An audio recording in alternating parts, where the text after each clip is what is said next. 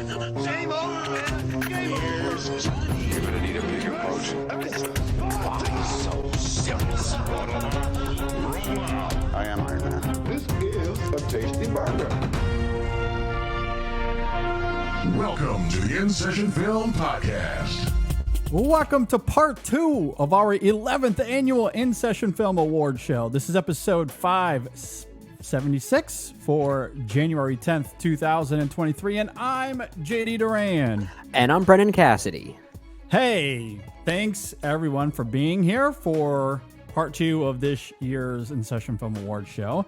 Yes. We, as you may notice if you're watching us on YouTube, if you're listening to the show on Apple Podcasts or Spotify, there is a little bit of a surprise as we open up this episode because we are down a man.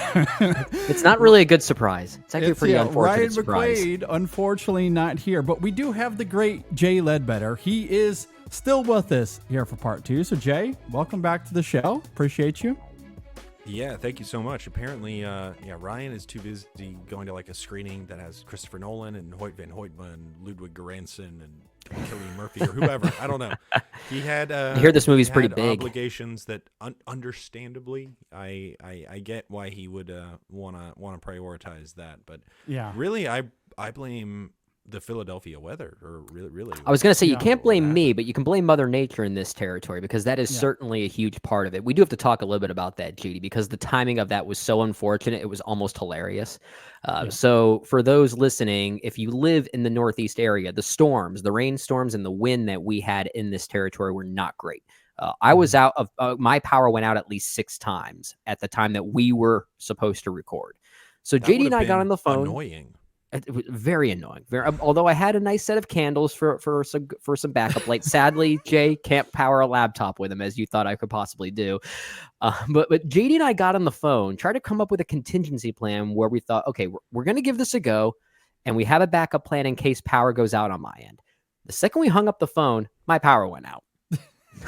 Yeah. So A lot clearly- of the Midwest. Are you there, God? It's me, Brendan. Can I still do this podcast? Yeah, you were pretty emphatic that like it would work, and then all of a sudden, like 45 seconds after you said, "All right, we're gonna go for it," it was like, And okay, then no. never mind. No, Never it didn't happen. mind. It did not happen. Yeah, And it was one of those cases where the power went out probably 5 or 6 times, and each time was maybe like 5 minutes. It was actually out 4 because there's a backup generator in our apartment building. But like we couldn't make that work in this new format of a podcast setting. Like there's just no way we could have done that. Yeah. So unfortunately, we're getting to this a little bit late, Yeah. a day late. And as a result, Ryan could not be here. But what are you going to do when nasty weather hits not just Pennsylvania, but most of the Northeast, Yeah. affecting flights, all kinds of Yeah, Southeast too. issues. I mean, horrible. I mean, Yeah. your old stomping ground, JD, in Florida, before you moved to Miami or the Miami adjacent area, had tornadoes, right? Like, you had a couple of like storms that big in the Fort Lauderdale area, right? Yeah, but I wouldn't put too much stock into that. Florida weather is bizarre. It's in Florida that weather. way.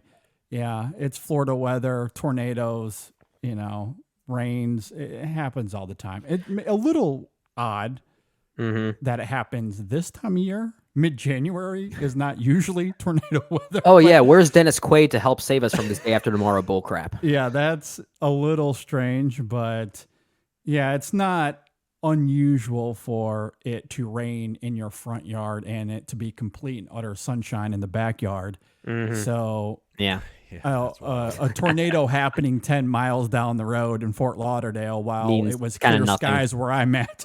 That's par for the course. Yeah. So Yeah. I mean, we could sit here and blame the Philadelphia weather all we want, or we can blame the Michigan Wolverines Well, for having I a was- game the day that we we supposed to record All before right, they ended up JD, going to. you have 30 seconds. I will say this, we're going to talk about our top 10 movies of 2023 here in a moment. I already know what my number 1 movie is for 2024. Whatever documentary comes out about this year's Michigan football program, that will be my favorite film of next year, or this coming year, I should say. So, Directed by Martin it was very Scorsese. exciting. That's really the blame here more than anything else, because we would have normally recorded this last Monday. However, Michigan was in this little football game, the college football national championship, in which they won. And I was 12 years old again. It was one of the most exciting moments of my life. I know I mentioned this the last time we talked about this, Brendan, with the Alabama game in the Rose Bowl. But every single time I watch these Michigan games, I'm on the phone with my brother throughout the entire game. So once again, I'm on the phone with him. We didn't hang up for 5 hours plus. And getting to experience that with him and his family. And also what was fascinating, because the game runs late. Yeah. My kids have gone to bed by halftime or whatever it was. Yeah. By the time Michigan scored with 7 minutes to go in the fourth quarter to take a 2-touchdown lead, I lost my mind. I was losing it. Way too loud. way too obnoxious, I'm sure. I lost count how many times you said I'm drunk. Yes. That sounds like me for when sure. the Falcons were up 28-3 in the Super Bowl. Well, and that's why I was turn out nervous as well. until the end. I did not count my chickens at all. I waited until the final buzzer. But, they take a 2-touchdown lead. You get excited because, you're inching closer to that win. I'm, of course, getting loud, and I accidentally wake up my 8-year-old. And so Sam comes out wondering what all the noise is. But because it's this impactful event for our family anyway, I let him stay up. I asked him, you can go back to bed if you want, but if you want to stay up and watch this with me. It's better than the uber young one. Yes, exactly. Yeah, the baby. And that is a funny story in and of itself, because he was my good luck charm. When I was holding him in the first quarter, we dominated. Cute. Michigan dominated the first quarter. He goes to bed as the first quarter ends. And then if you watch the game, like the second quarter, awful. Third quarter, Michigan, like we couldn't do nothing on offense. So throughout that whole time, I kept joking with my wife, I'm going to have to go get the baby. Like we're at a point where I have to go get him. We're doing terrible. He was the good luck charm. But to Jay's point, that did not happen. Oh, my wife would have killed me. Wouldn't that be funny if little Andrew grows up, he is 18 years old and says, Dad, I'm going to go to Washington University. They can go anywhere they please, but it was. So Sam did get to stay up and experience it all, and so it was this fun little bonding experience I got to have with him, as well as my brother and his family. That's on a the phone. Formative memory right there. Yes, That big time. Sure. It's a core memory. Perfect age for that to be like. Yeah, exactly. I'm going to go to Michigan. No matter what. Yeah, and that's what he speaks to now, because even just yesterday he wanted to play football, like play catch in the backyard, and he's making those kind of comments like I want to go there. I'm just imagining an animated island form in his head in the shape of Inside Out. That is a new core memory for him. Exactly. And it's just the shape of Michigan University. Exactly. 100%. That's what it is now. Yeah. And that's part of his identity at the moment. Yeah. It was very exciting. And just, because the last time Michigan won a championship, I was 12. So I also felt like I was about Sam's age in some respects. That's adorable. You went a little over 30 seconds, but a little. We'll allow. I jumped in and poked the bear a little bit more, so I'll take the blame for the added seconds there. But then to Brendan's comment earlier, they win the game. That's when the celebration began in a lot of respects. I had a few drinks just to calm my nerves throughout the game, but the celebration is when things got real nuts, and I was up to about 3 o'clock in the morning. Anxious drinks turned to happy drinks. Yeah, exactly. Real quickly. Yeah. Didn't you have work the next day? I did. So that's really the only reason I think I went to bed, is because I had to work. And thankfully the boss was flexible and gracious, and so I went in a little bit late. Okay. Yeah. So I got to sleep in a tad little bit. That's how it was when the Braves won the World Series. Oh, yeah. But I have plans this weekend to continue the celebration, to finish what has been started. And or it's still going. We're still celebrating right now. Movies, still 2023, good movies. Yeah, this is so much more Absolutely. important than that. That's so true, Jay. Yeah. InSession Film Awards. Yeah, the InSession Film Awards. All right, so as we get into part 2, this will be our best picture. It's our top 10 movies of 2023. If you want to go back and listen to part 1, that's where we talked about best actor and best director and cinematography and all of that fun stuff. Yep. It was a great time.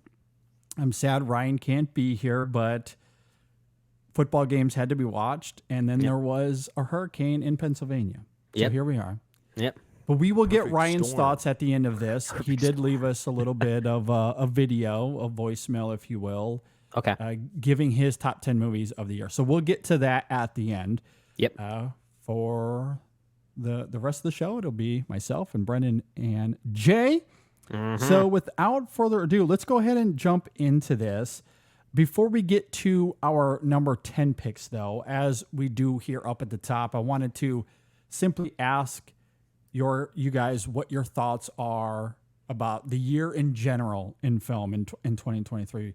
Were there any themes that arose? Any trends that you noticed? Of course, there's the big one. We already know the big one. But anything beyond the Barbenheimer of it all, what defined 2023 to you guys? We'll start with you, Jay.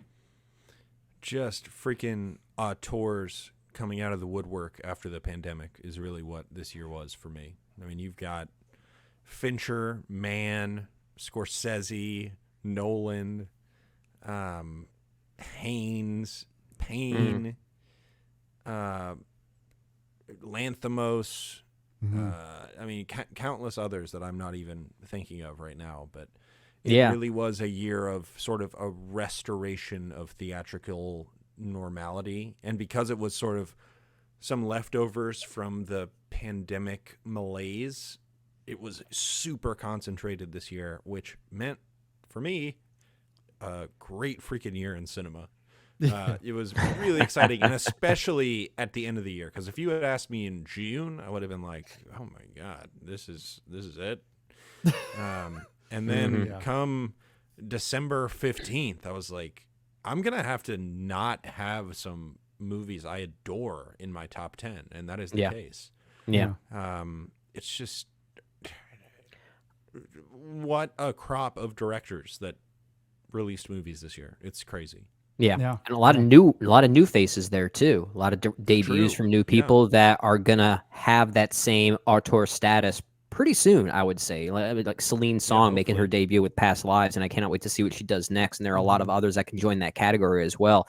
I mean, we'll obviously have to talk about not just the Barbenheimer of it all, but the Barbenheimer effect, if you want to call it that, is sort of emblematic of something we noticed with 2023, and that was this shift in focus from an audience standpoint on what kind of content they're craving nowadays. At least the evidence is there that it's not just the normal churn of I'll say superhero films as like prime example, but it's not just that. It's manufactured content as opposed to artistically made content. And we're seeing that with even movies like a Hayao Miyazaki film, a Studio Ghibli film, achieving #1 at the box office in the weekend that it came out here in the States. Now, did it have as much to compete with? Maybe not. But the idea that you could say that movie was #1 at the box office is an astounding feat. That is in a of fact. itself. You cannot That's a debate fact. that. You can't debate that. That's something you can market, and that's an awesome thing.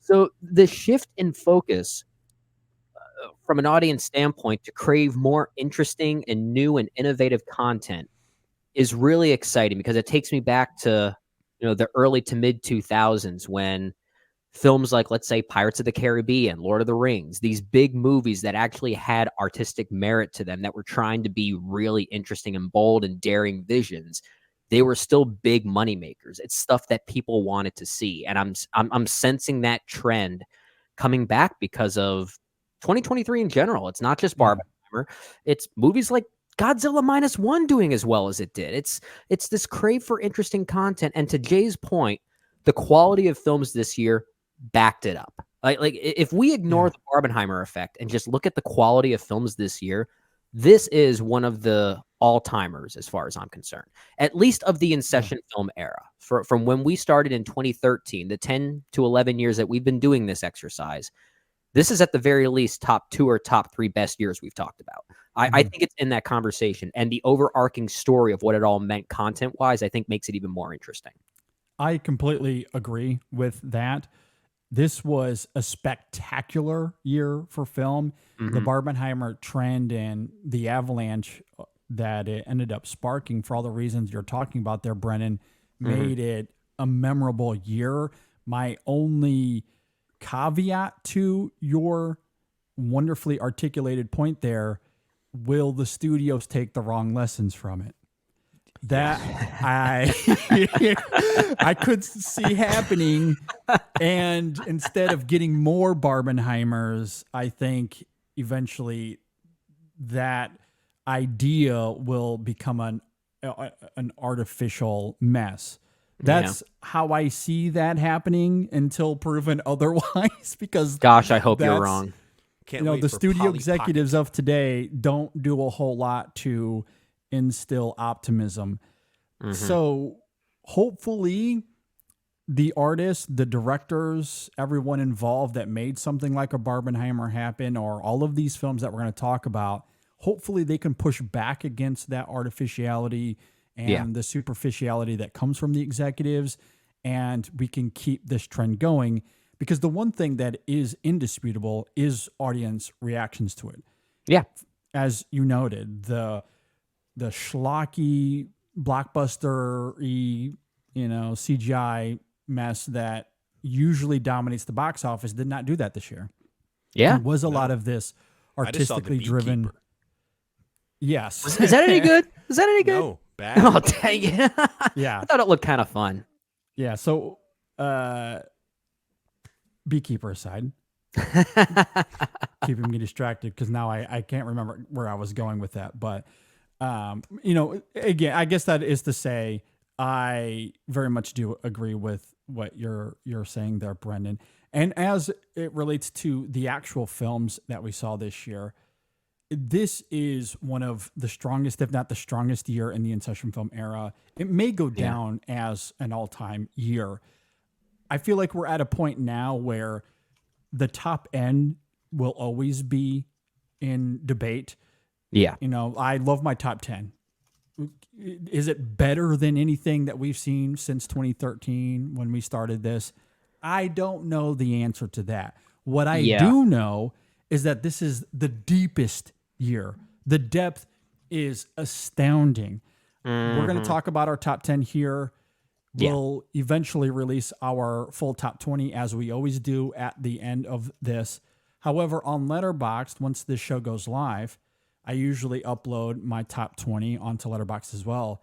But this year, I went as far as to make a full top 50. I normally don't do that because I don't have a conviction to make a full top I usually don't 50. either, but like looking at my Letterboxd, like my private list that I have now that I will publish at the end of this, if I go to my top 50, they're all at the very least in that 3.5 to 5-star range on Letterboxd, which does not happen very often. Like that's a huge rarity for me. Yeah, absolutely. I mean, looking at my 21 through 30, I could substitute any one of those films for anything in my 16 through 20, and I would not lose an ounce of sleep. Those movies are top 20 movies as far as I'm concerned, but math is math. There's only so many slots to go around. I hate math. I know, it's ridiculous. And it's the same thing, like my 11 through 15, I could certainly put that in my number 9 or 10 slots and feel very comfortable. Like, this is such a deep, strong year. And even the movies that I have slotted in my 30 through 50, I'm very high on these movies. Well, yeah.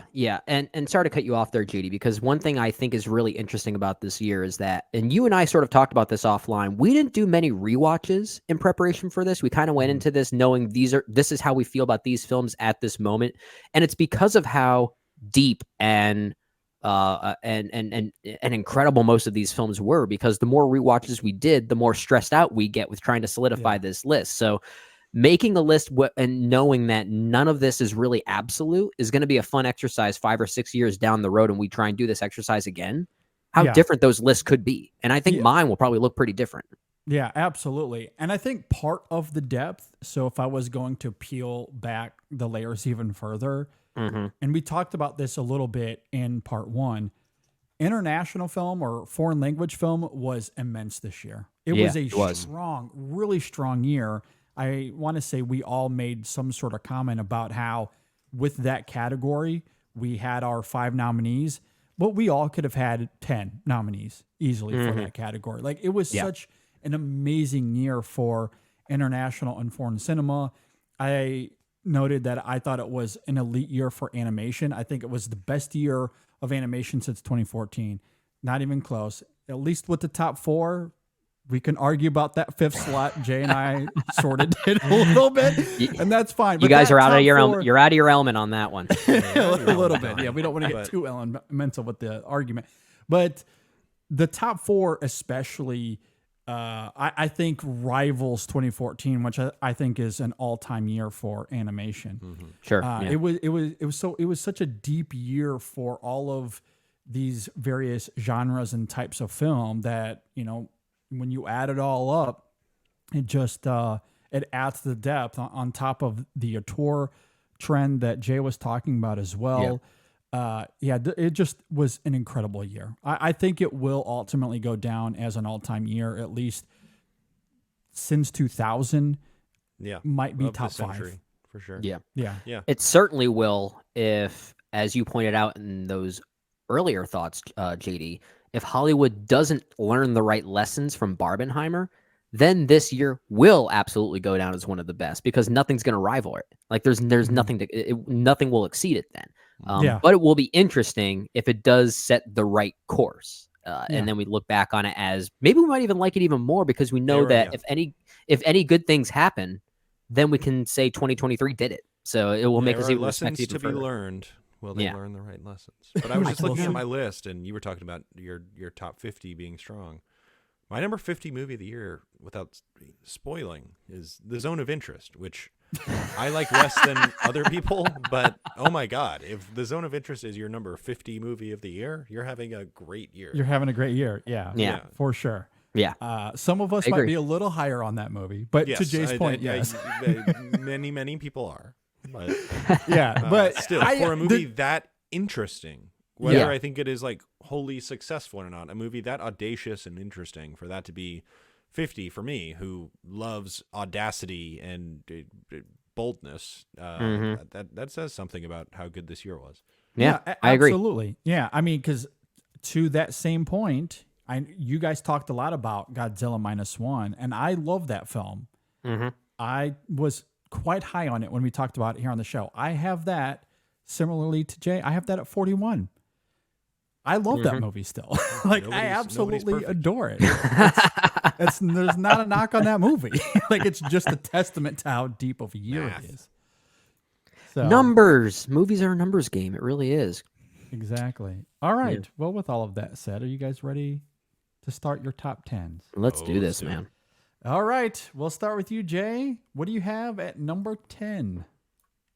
My number 10 is my favorite animated film of the year. It's Spider-Man Across the Spider-Verse, which, all right, you know, I remember seeing this film for the first time earlier in the year and just being blown away by the artistic boldness that it possessed. I mean, even from the first sequence, when you see this like pastel watercolor sequence that didn't look anything like anything from the first film. And I really enjoyed the first film, but wasn't like head over heels for it. But this film takes the artistic nature of what animation can be to an entirely new level. And it really was, as I was watching it, I just thought, like, I've never seen an animated movie like this, where each character is given their own sort of artistic style, and the moods and emotions are communicated through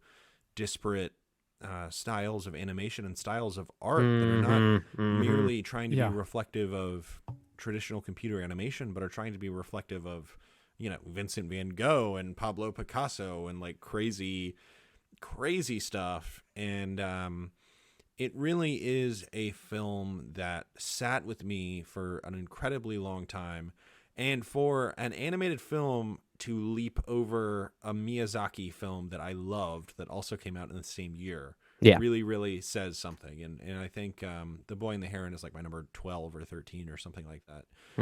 Okay. But this film even kind of came ahead of that one. And that really, really says something, not just about how much I love that film, but about the year in general, because those movies in other years, like the last few years, I feel like The Boy and the Heron might have been my number 5 movie of the year. And here it is outside of the top 10.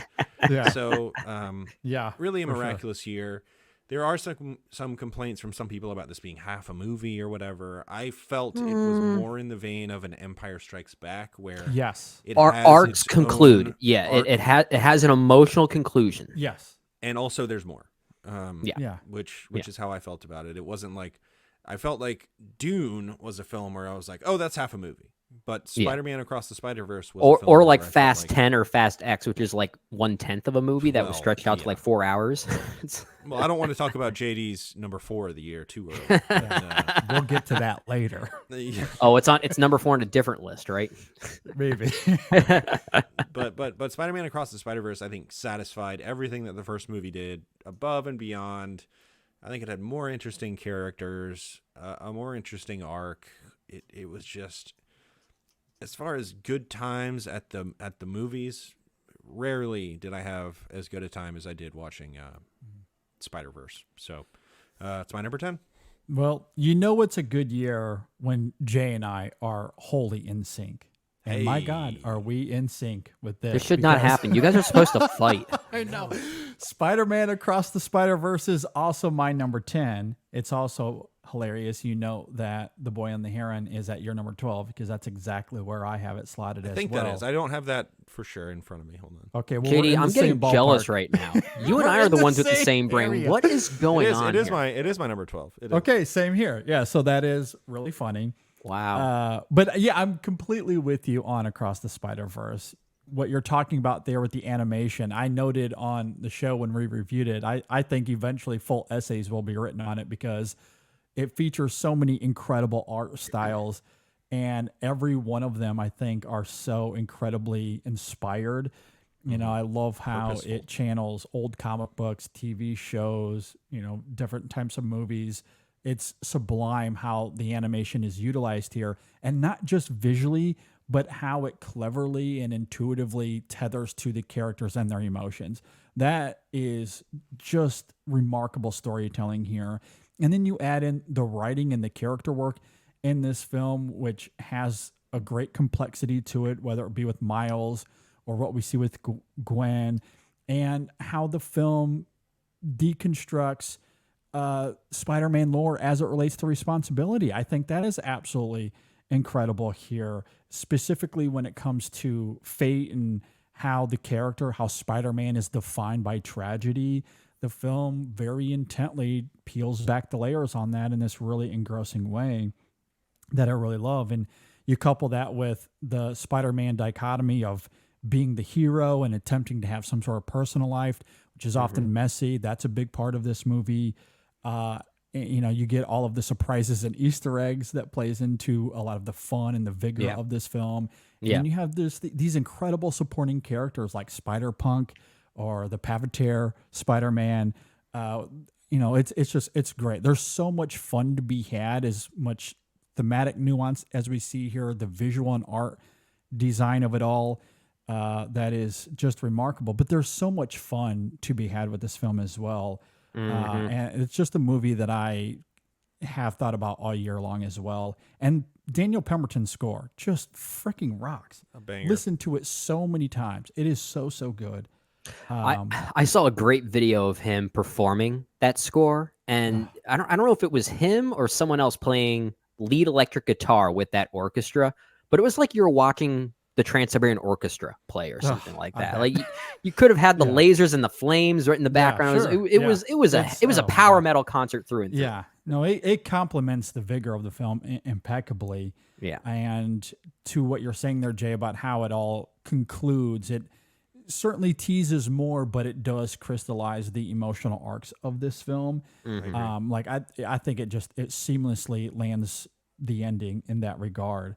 And I'm dying to see the next one. I can't wait to see where it goes. When's the next one coming out? I love this movie. Is that going to be 2025? I think it's going to be 2025 at least. I don't think there's a solid date just yet. I think there's still a lot that's being determined. It got pushed back. I can't remember what it was. I think it was supposed to come out in like a few months from now. Yeah, I think that was the original. Supposed to be like March or something, and then it went to next year. Yeah, so. and then when was supposed to come out like last February. Yeah, or but then after seeing the detail of Across the Spider-Verse, I think all of us deep down knew there's no way Beyond the Spider-Verse is coming out in like 7 months. Take your time. There have been some not great stories about the treatment of the animators on Across the Spider-Verse, but that's just because it's such a freaking detailed, specific movie. I mean, it's it's an artistic achievement, really, as far as animation is concerned.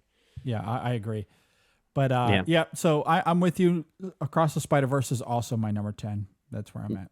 All right. It's not my number 10, so I'll go to something completely different now. And my number 10, I think, is one that will be on at least one of your lists. I won't say who, just for the sake of spoilers, but my number 10 is The Iron Claw, Sean Durkin's film. So changing things up quite a bit here.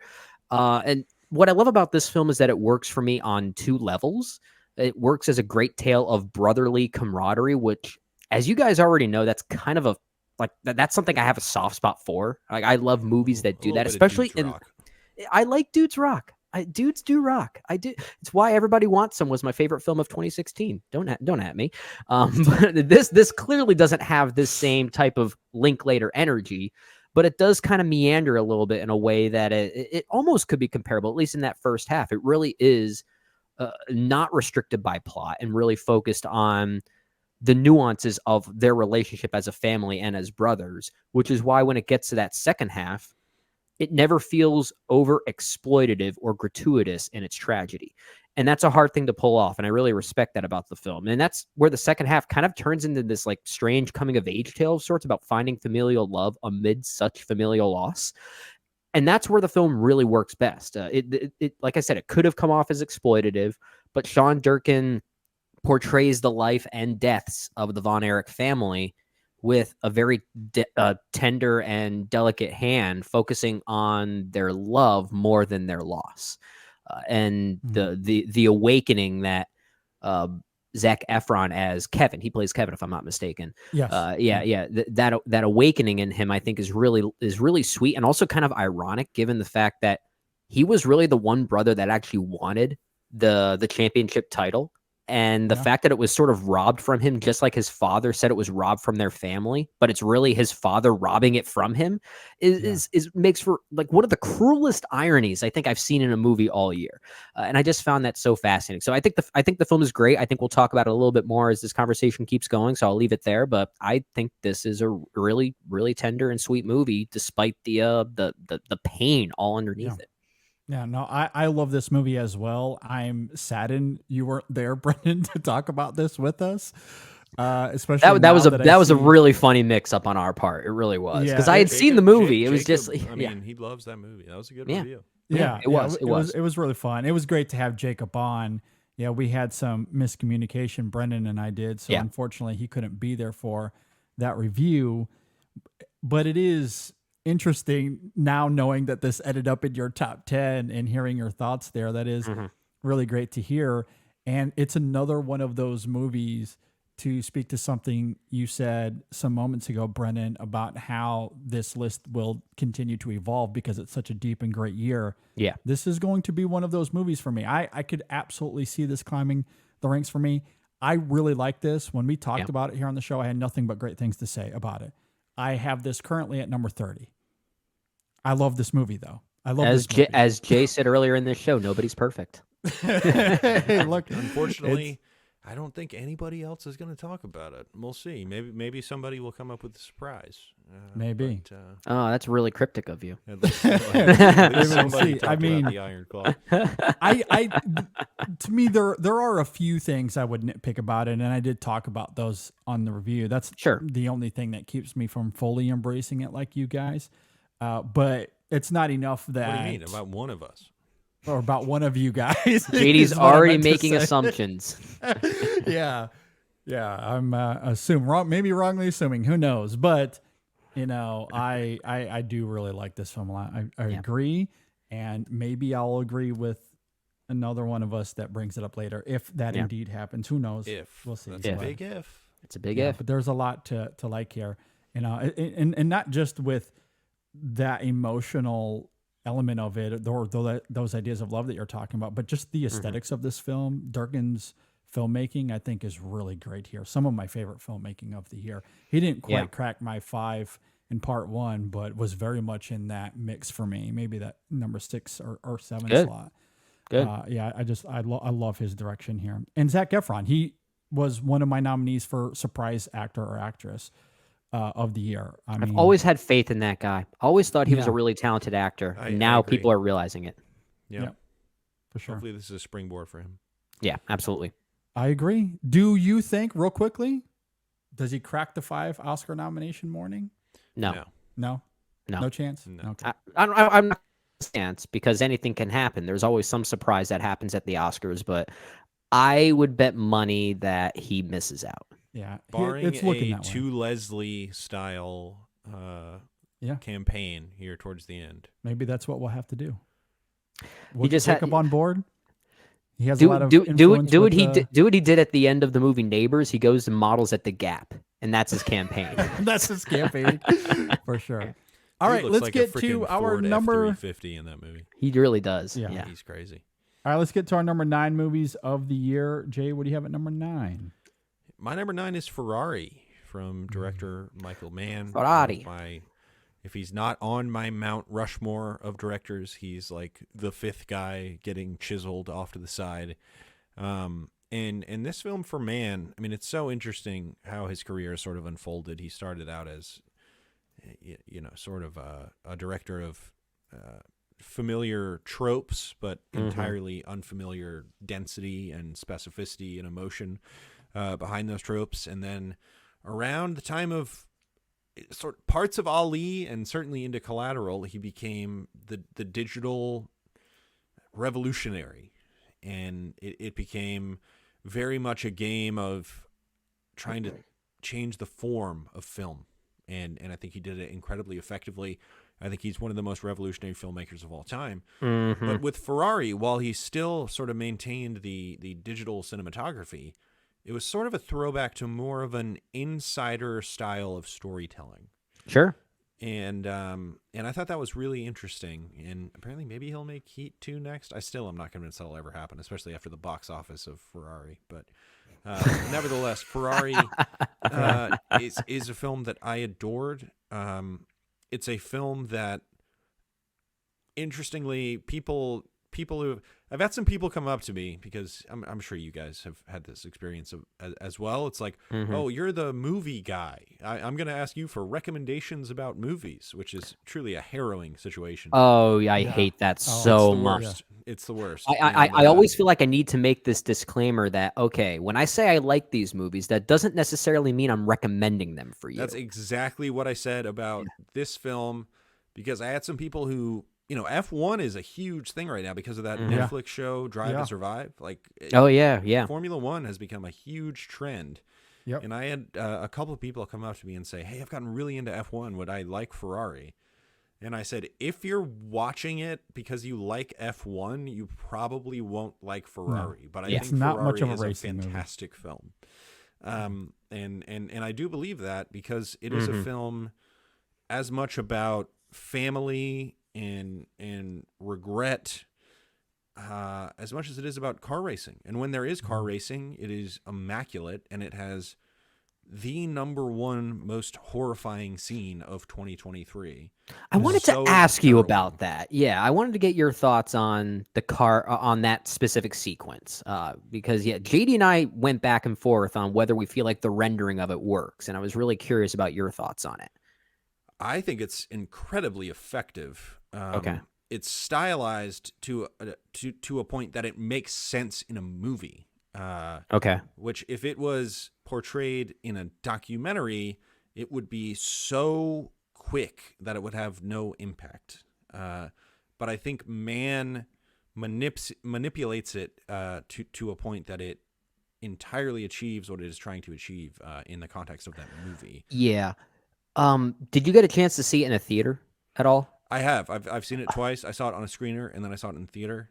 And Maybe that in would have been the theater, difference for us, JD. Yeah, because I know when we talked about the rendering of it, I don't know about you, but I had only watched the screener in the neon box set, so I got to experience that at home. But maybe seeing it in a more larger, less pixelated space with the sound to back it up, maybe I would have been able to maybe forgive the rendering of it a little bit more. It is. I look, the special effects of Ferrari are not top tier by any stretch. And so it becomes like so many things become in a Michael Mann film a matter of expressionism. And certainly when you see the aftermath of that sequence, the literalism of it comes to the fore, and you totally understand how that's devastating. devastating Yeah. that sequence was. But there are a couple sequences of that film where you can criticize the digital effects. But that does not take away from the film for me whatsoever. I No, and that's fair. That's fair. I was just because curious it is about more that. about the sensation that those Yeah, sequences I agree. That's where I'm Yeah, and that's fair. And I only bring it up because if it doesn't look as best rendered as it could have been, was that deliberate? Because Michael Mann makes very methodical and deliberate choices. So, and that's why I wanted to get your thoughts on it, because like was he trying to test digital representation of how violence can be portrayed in movie, like it in a way, just by That is simply interesting. including it as It it might was? be. Maybe like he's always provoking that kind of conversation about what it means to make digital film, and this is yet another example of that. Which is why I'm liking it more as time goes on. In traditional Michael Mann fashion, I like his movies more as time goes on. Like, I really do. Yeah, I mean that's kind of the Mann thing, because Yeah. when Miami Vice came out, when Collateral came out, people were like, "Whoa, these movies look like garbage," and it's like, no, that's kind of the point. Yeah. Yeah. And it's not that they look like garbage; it's like they are entirely purposeful and confined to the context that Michael Mann is telling his story, which remains true of Ferrari. I cannot speak to the not great special effects. I'm not really sure that was entirely motivated, but I can see your point. But beyond that, and beyond how visceral so many of the racing sequences are, it's a movie about family. And it's a movie about a broken family and a continuously breaking family. And Penelope Cruz as his kind of disillusioned wife, who She's so gives good. an equally loud and quiet performance in this movie. I think there's an argument that she is one of, right behind Cillian Murphy for me, she's probably the number 2 performance of the year in general. She really kind of runs away with the movie, and any movie that is able to overcome that Shailene Woodley performance is a real masterwork. So funny. I laughed every time she spoke in this movie. It's Oh, a poor great film. Shailene. I freaking love Michael Mann. I don't know if I hope Heat 2 happens. I can't decide. But Yeah. apparently he wants a to good go question. back to celluloid, which is interesting. Yeah. Well, it'd be interesting if, I think he is saying that he wants Heat 2 to kind of function as both a prequel and a sequel, which means does that mean half the film will be digital and half the film will be film? That would be interesting. I mean, Yeah. that's the book, which I've read the book, and it seems honestly kind of hard to adapt to film. Interesting. Especially with the actors. But Yeah, that's true. Okay. it'd be interesting. Yeah. Yeah. I have So Adam this- Driver is legitimately very good in Ferrari. Oh, he's really good. I I agree. think he's No, he's really great. great. Yeah. I'm with you. Absolutely. He didn't make my 5, but he was in the conversation when we did our award show in part Same. 1. Yeah, I at least thought about him. I have this at number 14, so it is in my top 20. And this is another one of those films in true Michael Mann fashion. I think I might like more with time. And I just think it's interesting that it chooses to focus on a legendary man like this, but at a time that many might say was probably one of his most uninteresting portions of life. Like, in a weird way, it kind of reminded, like, it's not similar aesthetically or tonally, but that Miles Davis movie, Miles Ahead, that Don Cheadle directed and starred in, he decided to portray Miles at a time when he wasn't even making music. Like, like that approach kind of reminded me of Ferrari, which I think is so interesting. It allows the film to take a back seat no pun intended, and just kind of like focus on the man as opposed to the project. And I think that's what makes the film so effective as just a humanist drama. It's so interesting that he almost made Ford versus Ferrari. I know. Yeah. Yeah. And I wonder what that would have been. I assume it would have been It's- more Ferrari forward as opposed to Ford. Probably. Yeah, maybe. But I think the irony of what you're saying, though, Brennan, is that the events of this film actually became such a huge pivotal turn for him going forward. Yeah, So about him grappling with human. yeah, so like it you would- ends up being a huge element of his life. Yeah. in hindsight. You would think the ending of Ferrari is actually where the story of Ferrari in film form would begin. Like that's kind of what you would think, but I love that this film does not take that approach. It's very unconventional in that And regard. yeah, I love that it's not a cradle to the grave biopic. All that Yeah, stuff. I agree. And the only other thing I want to add to it, because this is also in my 20s, so I won't speak to it later, but one of my favorite elements of the film, and I wish this would be talked more in addition to what you're saying, Jay, I do wonder if some of the discourse around this simply comes down to people's disappointment and that it's not what was sold to them. It's 'Cause expectations. the marketing I of this think. film, I do think, is Oh actually yeah, not yeah, good. yeah. And, but The one only of the film that was more mismarketed was The Iron Claw. yeah, fair enough. Fair. But I what I really love about this film, in addition to what you're saying, is the idea that Enzo had to grapple with the idea that he had very little control, and not just in terms of his home life, but at work as well. And even more specifically, his relationship with death. That's something that follows him in this film. That's why I think bookending this film the way Michael Mann does is so pivotal. Like that opening grave scene is incredible for both Adam Driver and Penelope Cruz. They're both spectacular in those moments. And then it ends with that harrowing crash sequence that you're talking about. So the idea that death follows him at work and at home, I think adds so much more complexity to the actual family drama stuff that it comes through so well in Adam Driver's performance. So that to me is the beating heart of this movie. And It's a very human story. yeah.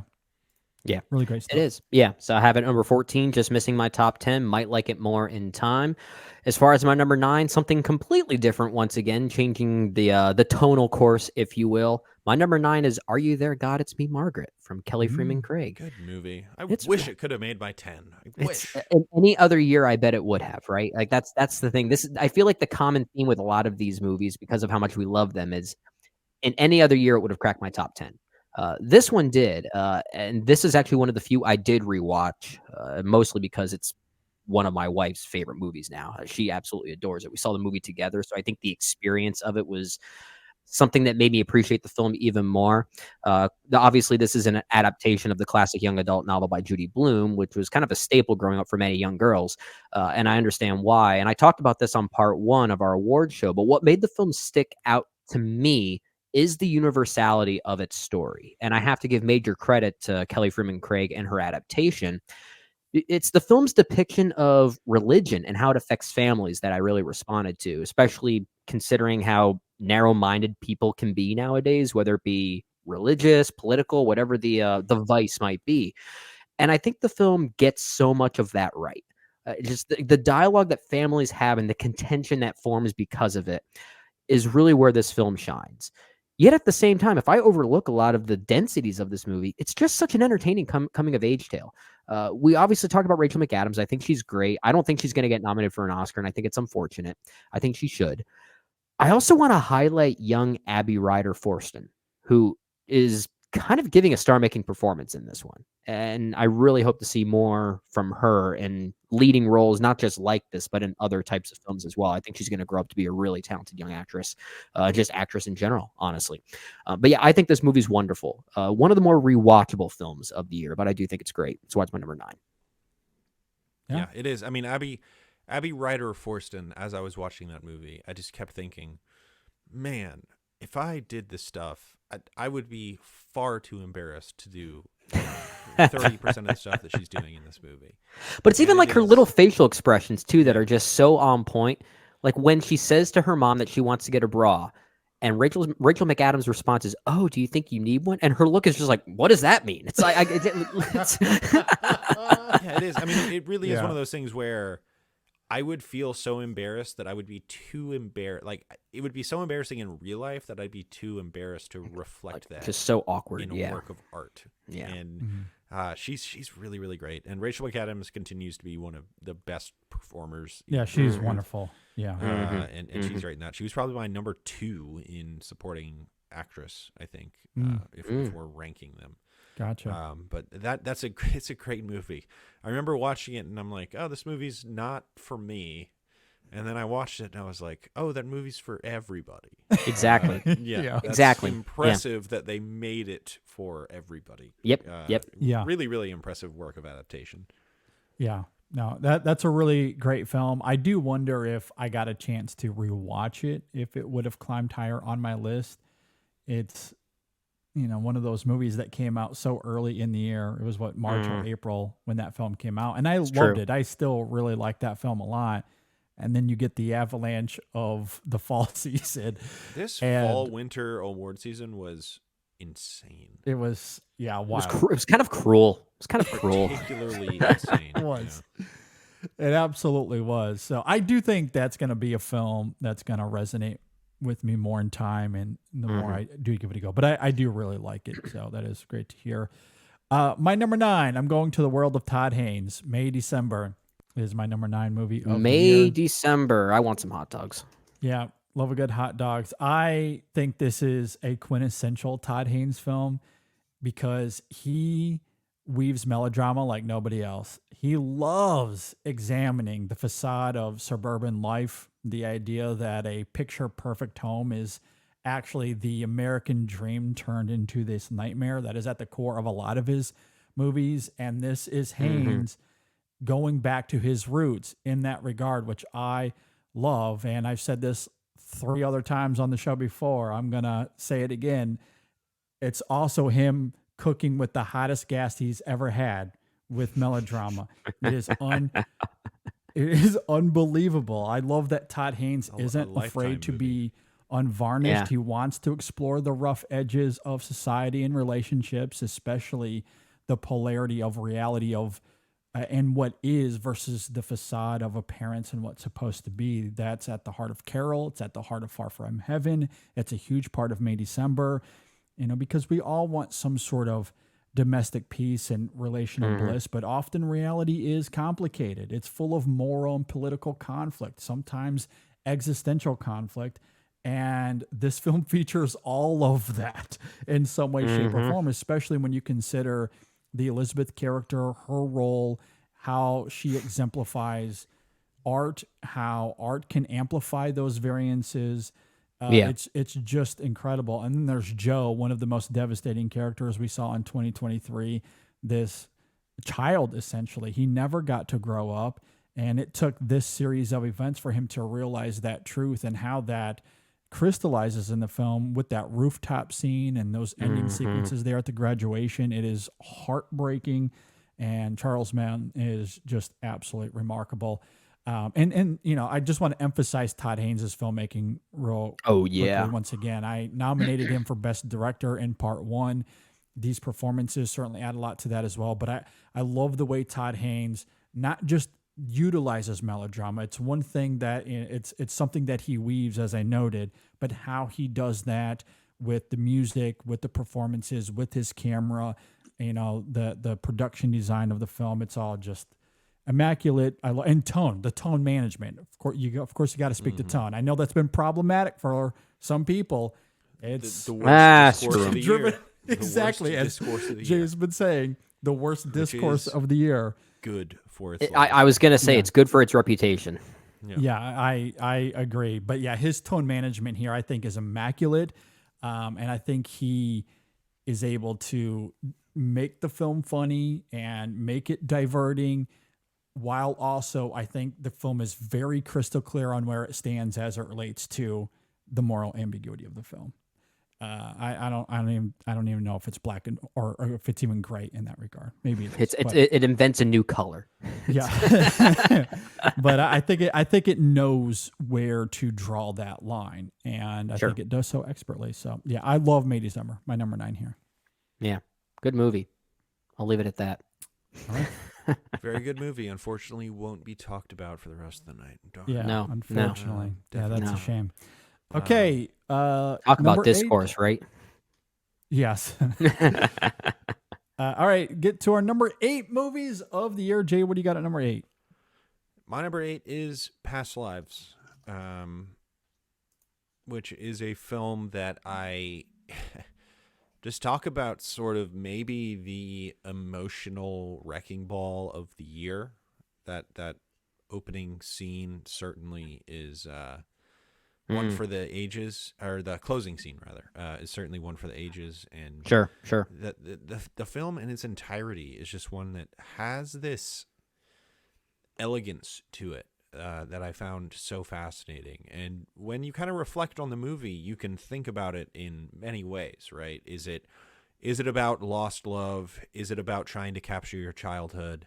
Is it about the regret that your childhood no longer exists and nothing more than that? Is it about treasuring the consistency and stability that you now have in your life against the unknown that might have been? There are so many angles that you could think about this movie from, and it's just a film that not just intellectually in that way or philosophically in that way, but just purely emotionally really hits you at the deepest level. And I love that about the film. Greta Lee is phenomenal in as the lead of this film. Celine Song, I think, really, if she can keep making movies even close to as good as this one, she'll be one of our premier filmmakers. I really look forward to whatever she has coming down the pipeline. And she has another film coming out pretty soon, I think. And if I remember correctly, the plot synopsis for it is actually kind of interesting. Oh, I don't even know about that. Yeah, I don't know. I'd have to look it I up. think it's in pre-production. It's called Materialists. A matchmaker's lucrative business gets complicated when she falls into a toxic love triangle that threatens her clients. She loves a good love triangle.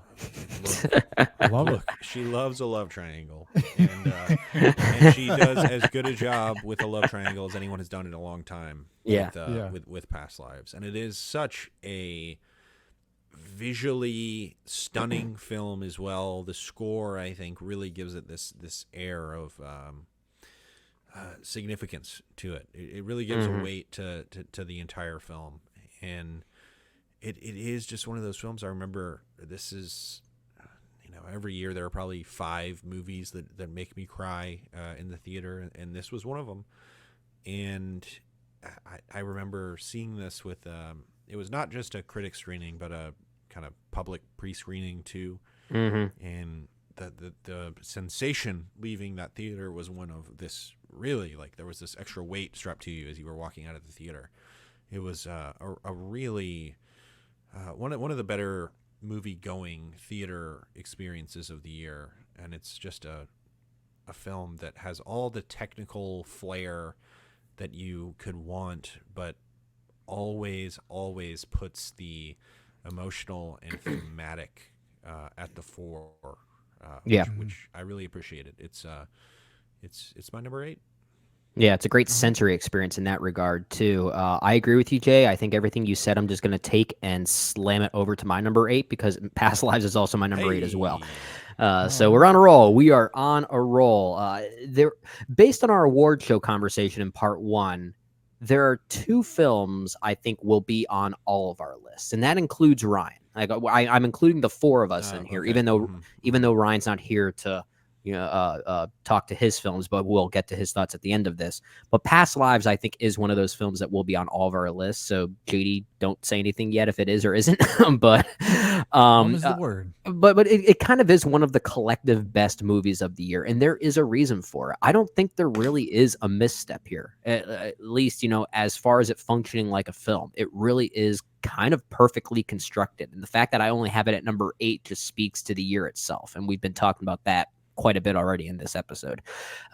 It's not even just Celine Song's direction or the performances here that we've talked about quite a bit. Greta Lee and Tae-Yo as well. John Magaro, I think, is wonderful as what could have been the villainous husband that comes between them, but the film has a really interesting way to portray that relationship as well. Third wheel.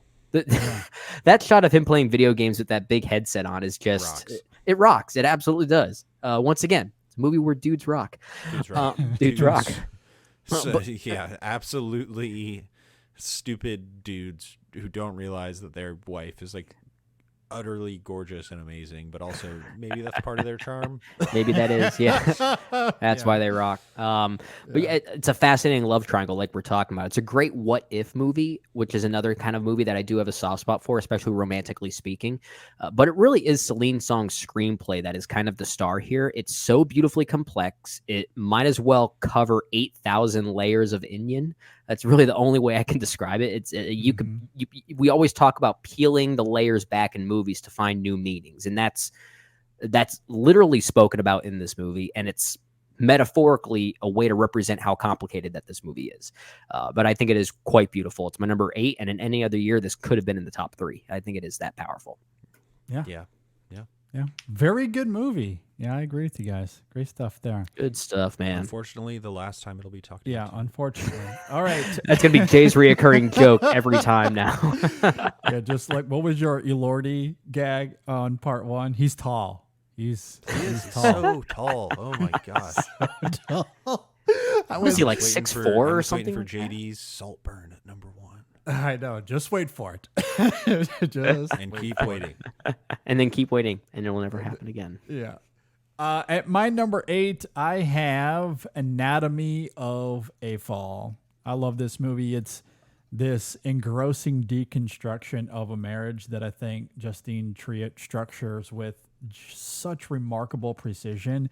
We get an idea of what happens in this film in those opening scenes, but I love how the film, how Triet leaves out a lot of detail. She maintains a lot of ambiguity over the what and the how regarding this death that we see. There's debate over forensics and blood spatter. There's debate about psychology. There's arguing over whether this young kid of Daniel, if he hurt his parents fighting or not.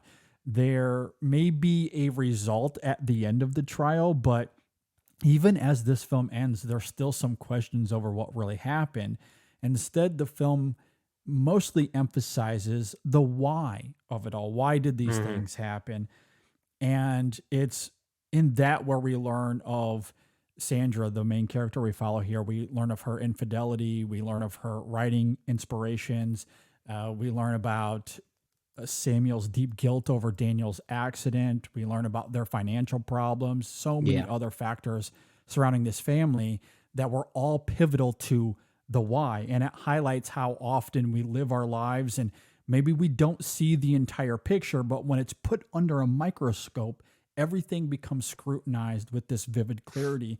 And that's what makes this experience so painful and humiliating for the Sandra character, because everything she admits to can easily be chalked up to mundane, everyday marital conflict. But when it's cross-examined in the public domain, there's nowhere for that truth to hide. It has to be exposed. And how that comes to fruition in this film, I think, is extremely gripping. It's poignant. I love the sophistication of it. And I love the truth of it, especially in the world of social media and how we live our lives, where so much is scrutinized in these tiny little minute details. And there's a lot of truth, a lot of omniscient truth that is often missing in the conversation. That's very much what's happening here with Sandra. And Sandra Hüller in this film, I think, is really great. I love her performance. I do want to highlight once again, I talked about this on last week's show, Brendan, when we did best scenes of the year. I know everyone wants to highlight the flashback arguing scene, and it is very good. It is. But for me, I always go back to that ending scene in the car, because throughout so much of this film, Sandra is a little cold. She doesn't emote a ton throughout this film. On occasion she does, but mostly it's a calculated performance, because we get this moment at the end where she tries to tell this joke to offer up some levity and chalk up to how wild of an experience this is, but she can't maintain the joke. She can't maintain the levity. Like, those laughs immediately turn into tears and she becomes overwhelmed. Like, that to me is easily the best moment in the film as far as she is concerned.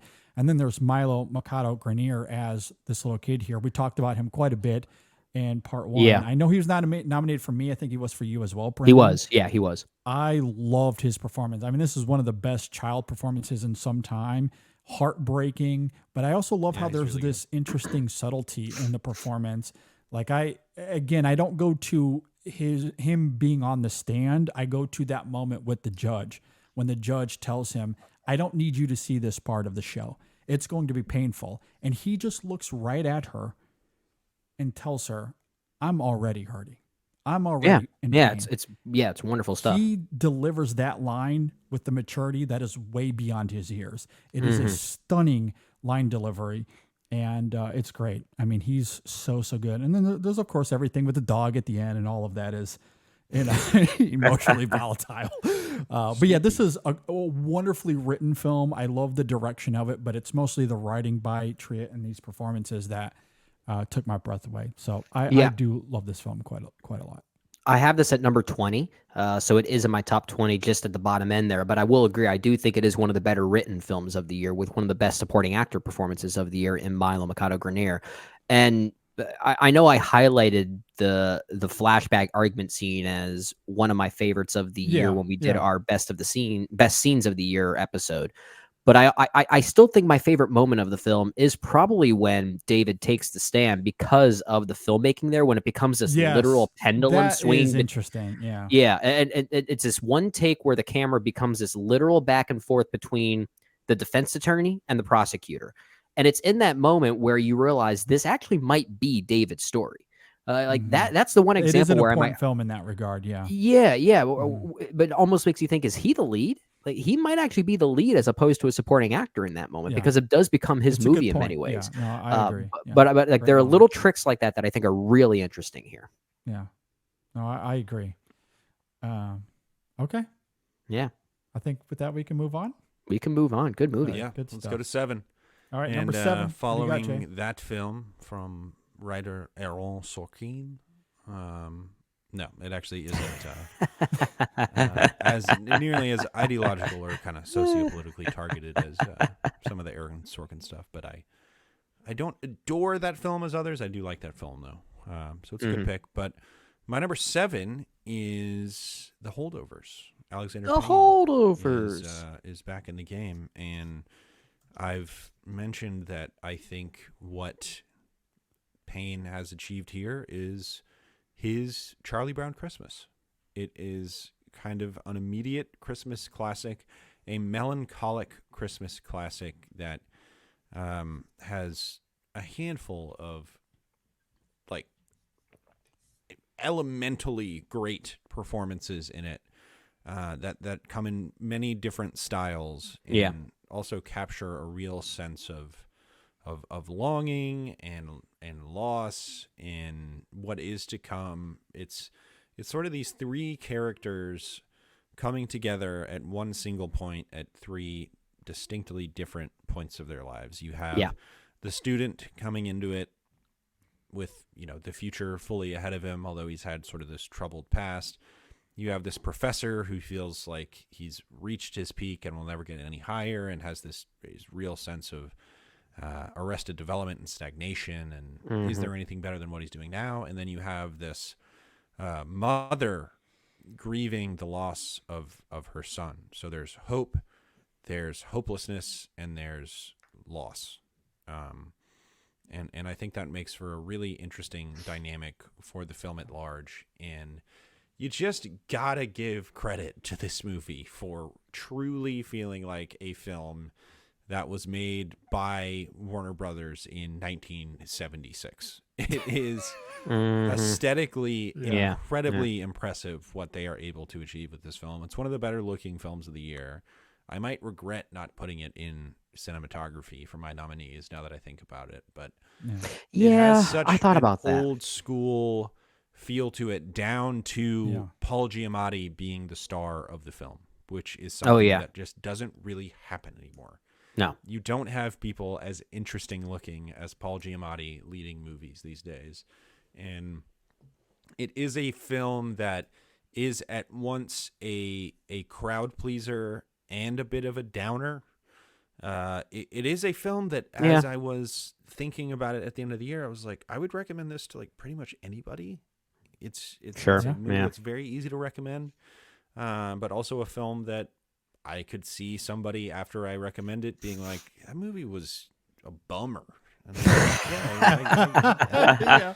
But I also think it's incredibly funny and touching, But it has that pain cynicism. full of It love does. and loves its characters, and I very much love that about it. It is a classical movie in so many ways, with a contemporary sense of I don't know what is the contemporary feeling right now. It's a sense of longing or something, or self-doubt that exists today, that certainly oozes its way into the core of this film. But it is at its deepest root sort of a throwback of a movie that really affected me in many, many ways. Oh yeah, it came from a bygone era. I know we say that a lot for certain movies that have this sort of like pastiche kind of feel, but this one's kind of literal with that. So I think it's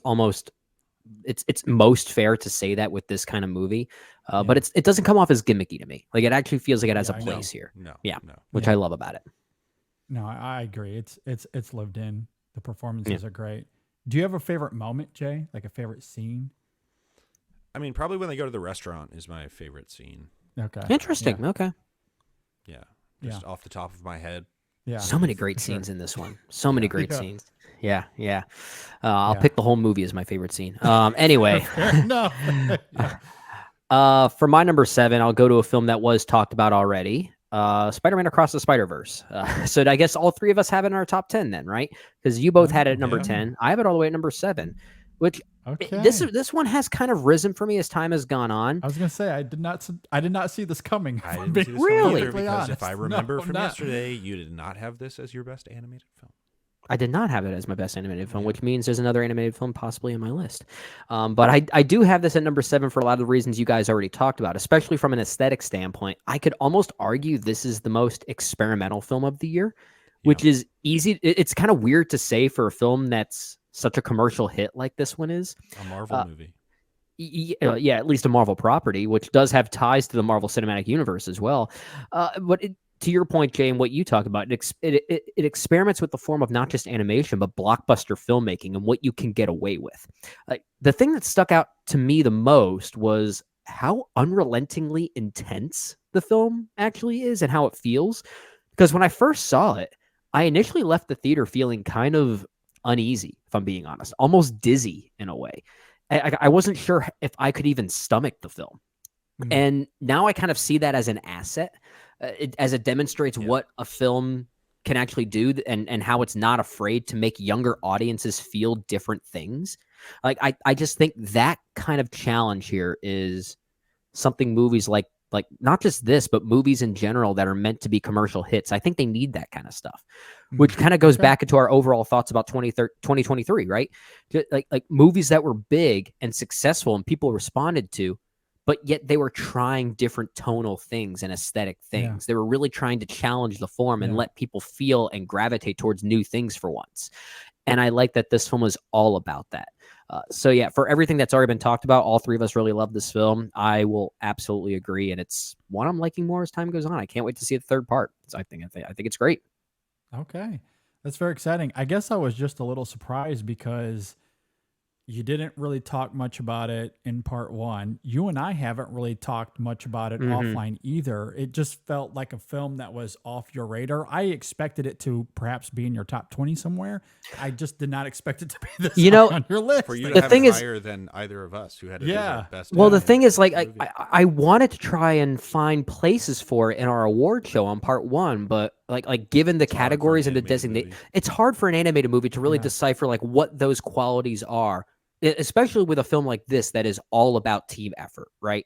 Not just in the writing, but also in the direction. Like, there are 3 credited directors here, so this really is all about collaboration. So it kind of veers away from the auteur theory in some ways, which I actually love about it because it's a completely different form and it's all about experimenting with that form, which makes it hard to find the film within other categories, I guess. It's not That was auteur work, really. It isn't, and that's kind of its best asset in some ways. Yeah. Like that's what makes it so interesting. Yeah. But yeah, it made it hard for me to place in certain categories, even though I did want to. No, like that's certainly fair.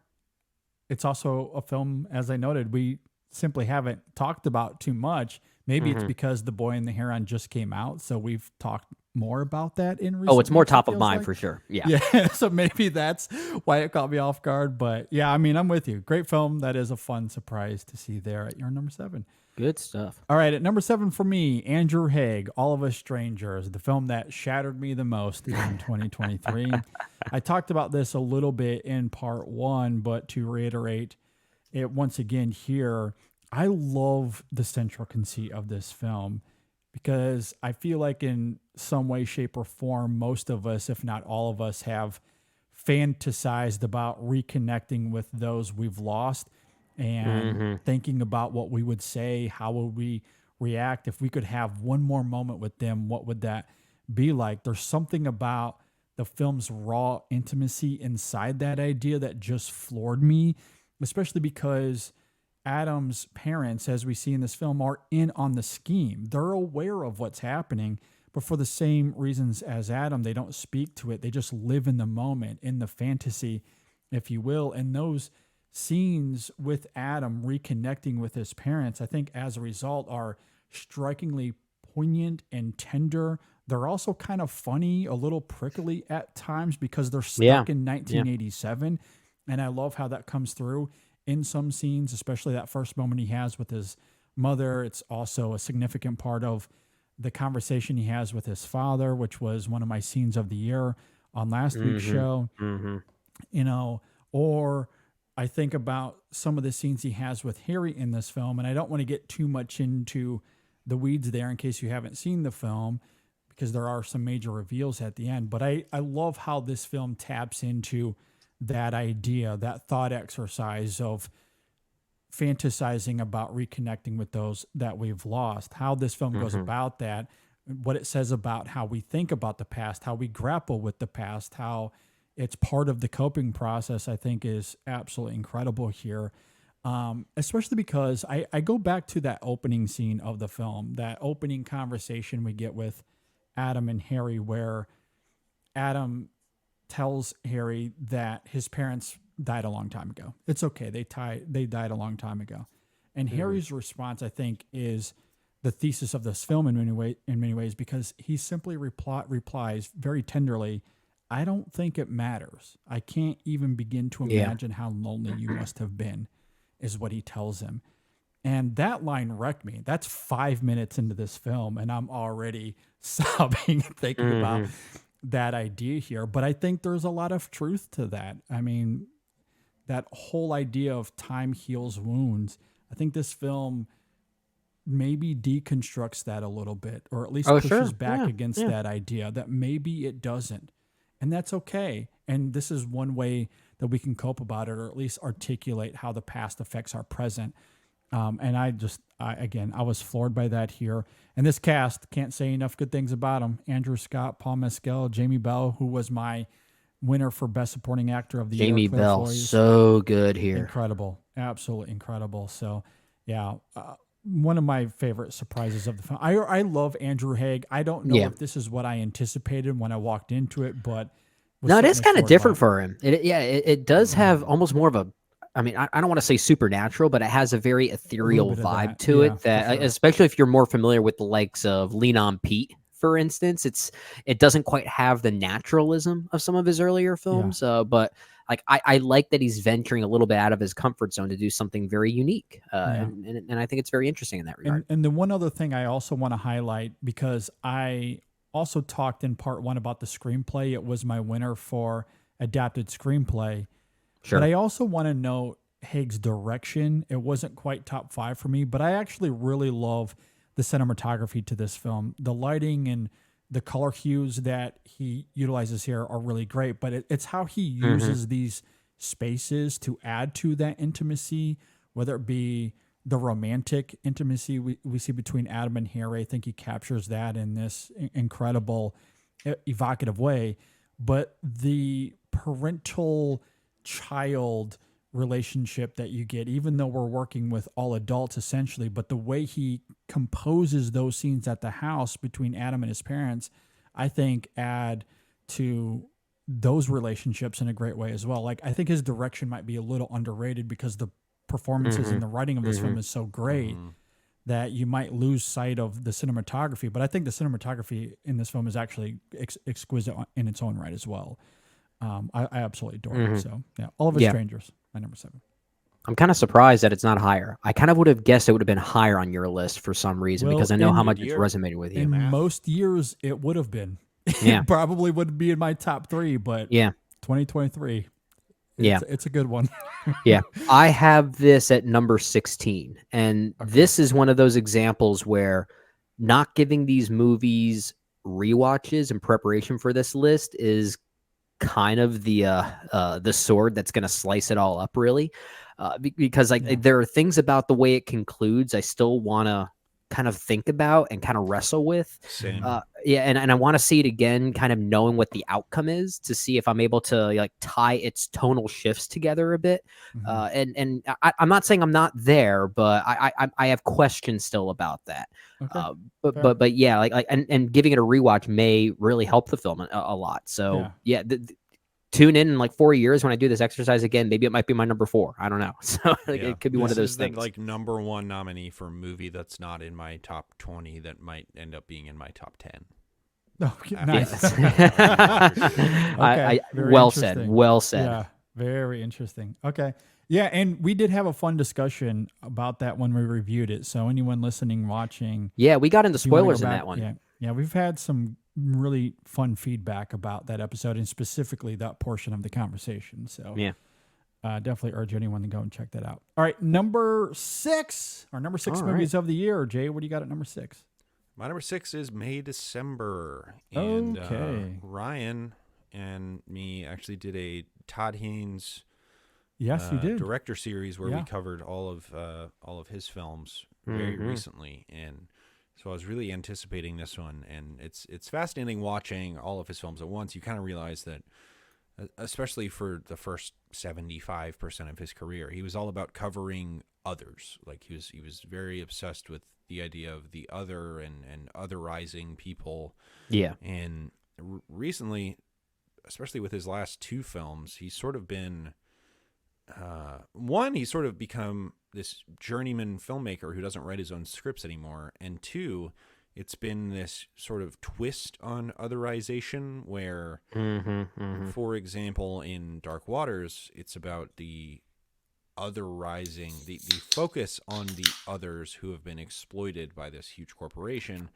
And with this film, it's about sort of attempting to capture the otherization of the other who is doing a despicable act in the name of art, but viewing that art through a fairly subjective lens, when in reality, like, there's so many moral questions you have to have with what you are adapting, which is, I love that meta context of it. I'm kind of a sucker for that sort of manipulation of storytelling. Yeah, sure. And especially when he kind of does frame it as a little bit of this Lifetime film, he's certainly sending that up to a certain degree. Hot dogs, baby, hot dogs. I love that. Yeah. There's points during the film where he's leaning into that, and then certainly at the end of the film when you kind of realize that all of this has been for a Lifetime movie. That sort of completely upends everything you thought about what comes before with this one. And so again, I ironic. mentioned earlier, this has spawned the worst discourse of the year as far as movies are concerned, and I think that's a good thing. Meaning it's the best discourse of the year. Yes, yeah. People have said things like, "Oh, Natalie Portman is actually a bad actress." People have said things like, "Oh, the use of adopting other movie scores is problematic." I don't even know what that means, but that was. Oh yeah, I don't want to share that article and say where it was from, but if you actually read it, the argument for it is kind of insane. Honestly, insane in a bad way. I read it. It is ludicrous. it is It is not worthy of really publication. reaching for something to defend itself. Yeah, Like, it is. Reaching It's for trying to clicks grab onto in this this movie day and that age? people are it is objecting such a to. reach. Yeah. Yeah. It's a film that many people have had problems with, where it's like, let me see how far I can stretch to get another thing Yeah. that might upset people about this movie. But at the end of the day, it is a movie that certainly, through the performance of Charles Melton's Joe, really does strive for the sense of empathy and understanding underneath that humor, which there is a lot of humor. Screenwriter Sammy Birch has confirmed that there was certainly supposed to be kind of this sense of sarcastic, sardonic humor through the film. So you are allowed to laugh at it. I laughed at it. I did too. So, but it is also a film that has a real power to it about, one, power dynamics in a relationship, sort of adopted families and abandoned families.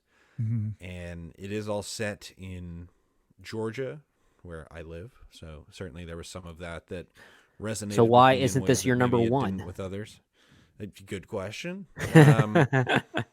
But it is, I mean, Julianne Moore is just going for it with that lisp, and she's going for it in a very appropriate way, in the sense that this is sort of playing up to that hyper dramatized Lifetime movie aesthetic. And Todd Haynes really does just direct the hell out of this thing, where he lets everything linger a little bit longer than you might be accustomed to. He lets the score, the score is such this ironic score that I find so compelling, that even some of the jolts of the score are comedic in and of themselves. Yeah, in they this are. movie that, again, is about this very kind of disturbing relationship at its core. And you see Charles Melton as Joe sort of come to grips with how disturbing the relationship is at certain points, and kind of realize that he never had the childhood that he maybe should have had through his children that he now has. It's such weird. sort of It's a weird, complicated story with it's transgressive without being obnoxious, and I find that really compelling. And it's my number. What are we at? 6? Yeah, we're number 6. Yeah, it's great. It right. really is. It kind of reminds me of, when like Will Ferrell was making some of those like mockery films Produced by Will Ferrell. Yeah, well, there, see, but like he was making and starring in some of those Lifetime-esque films that Kristen were Wiig. but they were meant to be kind of jokes in a way. Send-ups. Yeah. May December is sort of taking that approach, but like weirdly combining it with Ingmar Bergman or something like that. Art house Lifetime movie. Yeah, because art house Lifetime send-up. Well, yeah, it just proves that movies don't have to be pigeonholed to one tonal thing. And that's what's so fascinating about this. I'm talking now. Yeah, I'm talking now because this is also my number 6. So we're So now all three of us once again. It's Mel Brooks meets Ingmar Bergman. Well, that's a bumper sticker for this movie if there ever was one. But and really this was also on Ryan's list. Spoiler alert for later on when we show that as well. So. Okay, so I guess that means there are going to be at least 3 movies that we all have. Okay, okay, so we're on a roll now. Good minds think alike for sure. You talked about this as well, JD, that this is just an amazing exercise in tonal management. A lot of that really due to not just the script by Sammy Birch, but also Todd Haynes' direction. The film is bold, it's cruel, it's complex, it's tragic, it's meta, it's thrilling, it's hilarious. And if it weren't for Oppenheimer also coming out this year, I would say this is the most movie of 2023. Like it almost kind of is in a lot of ways, like because who knew melodrama could be this complicated? And one of the things I also love about the film and what makes it so rewatchable as well is it does something I love that you don't always see in movies that depict virtually 3 main characters. And it's the movie can completely change depending on whose perspective you choose to focus on. Because it's 3 separate tales of a cruel narcissist, a selfish artist, and a literal man-child who never got the experience of childhood. So it's so layered, and in time, I could kind of see this becoming my favorite Todd Haynes film just because of those layers and the densities of it. Like grotesquely, this is the I got to do that extra. There's still admittedly a few blind spots that I have. So maybe JD, maybe we should do a Todd Haynes movie 2 or series 3. sometimes. I know Todd we Haynes should. rocks. You also need He- Safe. A long That time ago, yeah. A long time ago. That's definitely top 5. I think. I Fantastic. I need think to give it a that's my rewatch. number 1. That's your okay. Oh wow. Interesting. Okay, yeah, I wouldn't go Interesting. that Good to high, know. but I haven't seen it in so long. I'd have to give that one another go. Yeah, I'm also a lot higher on Wonderstruck than most people are. Yeah, I Yeah, like that one a not lot. super into Wonderstruck. Okay, all right, but like grotesquely, this might be the most entertaining film of the year, May December. Just like I can't think of any other way to describe it. But yeah, I'm with you, Jay. It's also my number 6. Yeah, no, this is a really great film. Obviously, I talked about it earlier, but I do think it's really funny that we're talking about this film. We're doing this exercise on the day that the SAG nominations were announced, and May December was completely shut out. And I just More find that discourse so for you. funny. Like, I just think it's hilarious that SAG and maybe the industry at large, as we get to Oscar nominations here soon, which it doesn't seem as if this film is going to have much of a say there either, that this film, there's certainly the polarization of it is a part of it, but I think about the Elizabeth character and what this film might be saying with it. I don't think that it's necessarily saying anything about the industry at large, but it is funny that seemingly anyway, SAG is having none of it. They cannot laugh at this movie at all. Like, they just are so wholly offended Just by this movie. Not quite their cup of tea. Not quite their butterfly. It's transgressive in not like crazy ways. It's transgressive in the same way that I thought Licorice Pizza was transgressive, and that also provided the worst discourse of its year. So Yeah. Yeah. I but it's completely all agree. purposeful and look, there's value in being uncomfortable. Mm. Mhm. I agree. You got to be challenged.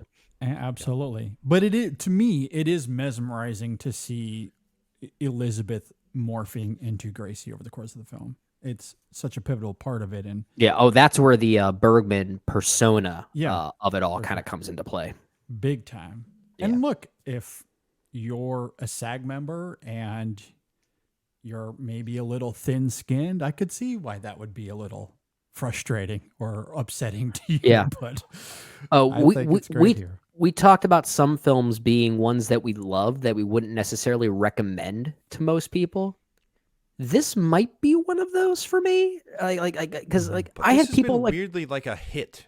So many people that. have That watched well, this that's why I Yeah. bring it up as kind Yeah. of a question because like I've had people like my mom say, "Oh, this looks interesting. I want to see this." Like I don't know if you know what you're getting into. It's The one that's kind of blown me away is I have had more people ask me about Saltburn in the last 2 weeks. But see, 3 like that, weeks. maybe it's because of the marketing and just the youthful energy of it or something. Yeah. Like that one, I think could be more, I guess, immediate for casual moviegoers as opposed to May December. So I don't know. It's kind of Yeah, the, it could the be. thing. I had Yeah. somebody ask me like, "Have you seen Saltburn?" And I was like, "Yes." And they said, "Is there something like really crazy in it?" And I just said, "Yeah, there's like a few things." And they were like, "Can you tell me what they are?" And I said, "Not at work." Yeah. Perfect answer. Yeah. I mean, and it's interesting how the both of them feature actions that are, we'll say, questionable. Yeah. But it's also fascinating how there's a massive disparity in how the films treat it tonally. And certainly one more successful than the other. Yeah. Yeah. I think But that's I fair. could That's see JD why. has Saltburn at number 2. Yeah, that's my way of saying Saltburn is my number 2. Man, he's pouring salt on that wound right there. Oh gosh, that hurts. That hurts. All right, my number 6 film, I'm going to the world of Martin Scorsese. Killers of the Flower Moon is my number 6 movie of 2023. Love this movie. You know, we've talked about this before on the show, how Scorsese clearly has always carried some level of sophistication with him as a filmmaker, but between Silence and The Irishman and now Killers of the Flower Moon, it is remarkably fascinating how ruminative he's become over the last decade. This is a film that firmly embeds itself within Scorsese's distinctly patented crime drama formula. There's so much about Killers of the Flower Moon that structurally feels familiar, much like Goodfellas or Casino or The Wolf of Wall Street. He immerses us into a world that's rapacious and predatory, with characters that are morally gray at best, completely vile at worst. However, like The Irishman and how that deconstructs legacy, this film is a blistering dissection of tone. For all of the murkiness we see in something like Goodfellas or The Wolf of Wall Street or The Departed, those films are extremely diverting. There's a lot of fun to be had with those movies. Killers of the Flower Moon is utterly devastating. It is without question Scorsese's most potent and poignant movie to date. This film lingers in this tragic pathos that's almost arduous to watch at times, despite Scorsese employing his engaging cinematic sensibilities.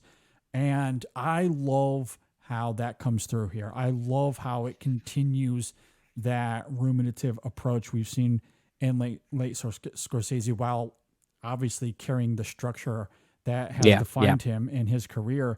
And then there's Lily Gladstone. I know that we didn't quite have her in our 5 for Best Actress. We talked about that in part 1. She kind of falls between supporting semantics. in this weird way. That's all it is. Yeah. Despite that, it's a soul-crushing performance. She's still really great here. And I love what she provides through this film. It's one of my favorite performances of the film.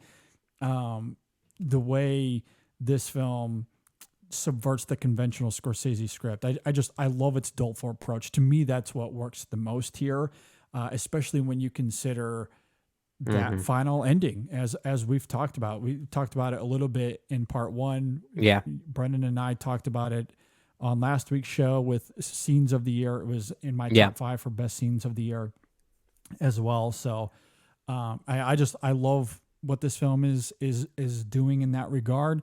And as much as I love Gladstone, this whole cast is great. Robert De Niro, I think, is really great. Speaking to the discourse once again, there's been a lot of really dumb De Niro discourse. Slimy, mean man right there. But what I love about De Niro, and why in some ways it feels like maybe a conventional Oscar-y pick, I think this, and I would go to bat for Downey Jr. as well. Maybe we can talk about that when we get to Oppenheimer, but De Niro in this film he has to be the slime ball, as you're saying, but he also has to give credence to the idea that the Osage would trust him. Like, he has to find that balance, and I think he does that impeccably. And that's a tricky thing. He's such a politician. Yeah, we know that he's pulling strings behind the scenes. We know he's a slime ball. That's not ambiguous in this film, but because that is so overt, when he has those scenes with the Osage, he has to make that believable, that they would buy into him as someone that cares about them. And I think Scorsese and De Niro do a really great job of tapping into that here. So yeah, these performances are just really great. And the score, I don't know if we talked about it in part 1, but it's one of my favorite scores of the year as well. Yeah. One of the best score tracks of the year. One of those, that opening kind of blues rock number to really set the stage for the whole movie. It feels so out of place. And yet when I saw that in the movie, the slow-mo. It's just like, that is one of the. What is going on? Why is this so awesome? It weirdly works. Yeah, it's great. So yeah, I could talk about this movie forever. I love it. But Scorsese, Killers of the Flower Moon is my number 6 movie of the year. And I also want to give some credit to Leonardo DiCaprio for his performance as Ernest. Like, he plays cinematic dimwit like no one ever can. Yeah, like, he's playing Ernest like the Jim Varney character. Like, he's Ernest P. Worrell. That's what he's doing here. I am so glad I met the reservation. I am so glad I met someone else that actually knows who Ernest P. Worrell is. I used to love those movies as a kid. But yeah, like even some of like the little facial expressions that DiCaprio brings to Ernest, like during when he's not even like when he's first brought out to the courthouse and when he's being trialed by both John Lithgow and Brendan Fraser, like just some of his facial tics, you think like, God, this guy dumb. He's just, like, it's almost a performance that's daring you to call it bad. Yeah, kind of, yeah. Because it's actually like he's a bad character. He's in many ways the performance is very uneasy and not traditionally quote unquote good in what you expect in a movie like this. Like it's so dim, and that's what's so interesting about it. And again, that's a little bit of that tricky thing, right? Where when you're asking an actor who we know is great to be not good in the role, because what's some of the dialogue he's delivering here? Yeah, I like women. Like I like money. That's the line. I like money. Like you have to make that work. Like, it's such a rudimentary line of dialogue. Unafraid of being embarrassing. Yeah. Which I have to give him credit for that. Yeah. This is not a liability. I agree. I agree. This is another one of those films that kind of falls into that same camp as All of Us Strangers to me, where if I give this a rewatch, I'll probably like it more. And in fact, I know I'll like it more. Is this not in your 10? This is my number 19 right now. And I think if there's anything I'm grappling with, it really is the sense of pace of it all, because it lays so many of those character motivations out on the table within the first 10 minutes and just kind of tells this story for like 3.5 hours before it builds to this climactic ending that completely recontextualizes the entire film. And I'm trying to get my bearings around the choice in all of that. And I'm not saying it's bad. I think I need to see the movie again to kind of see where the trajectory is going, knowing that outcome so early on, if that makes sense. But it is it is a very thrilling film, and even as it is, it's a movie that never has any real wasted space. Like, it is very well paced in that regard, even despite the 3.5 hour runtime. I don't really think there's anything you cut out. That's not the problem here. It's just it's the maneuvering of that I want to see again to see how well it holds up for me. But I love this late era of Scorsese, this legacy era. I'm of all him. for it. Yeah, I'm it's all for awesome. Yeah, and people saying Jesus movie coming up. Can't wait. 80 minutes. Can't wait. Give it all to me. To quote Will Ferrell as Anchorman, I don't believe you. I don't know if I believe that either, but who knows? Yeah. We'll see. Yeah. All right. Before we get to our number 5, our top 5 movies of the year. Yeah. Let's talk about this week's poll. So on the website, we asked all of you, what was your favorite film of 2023?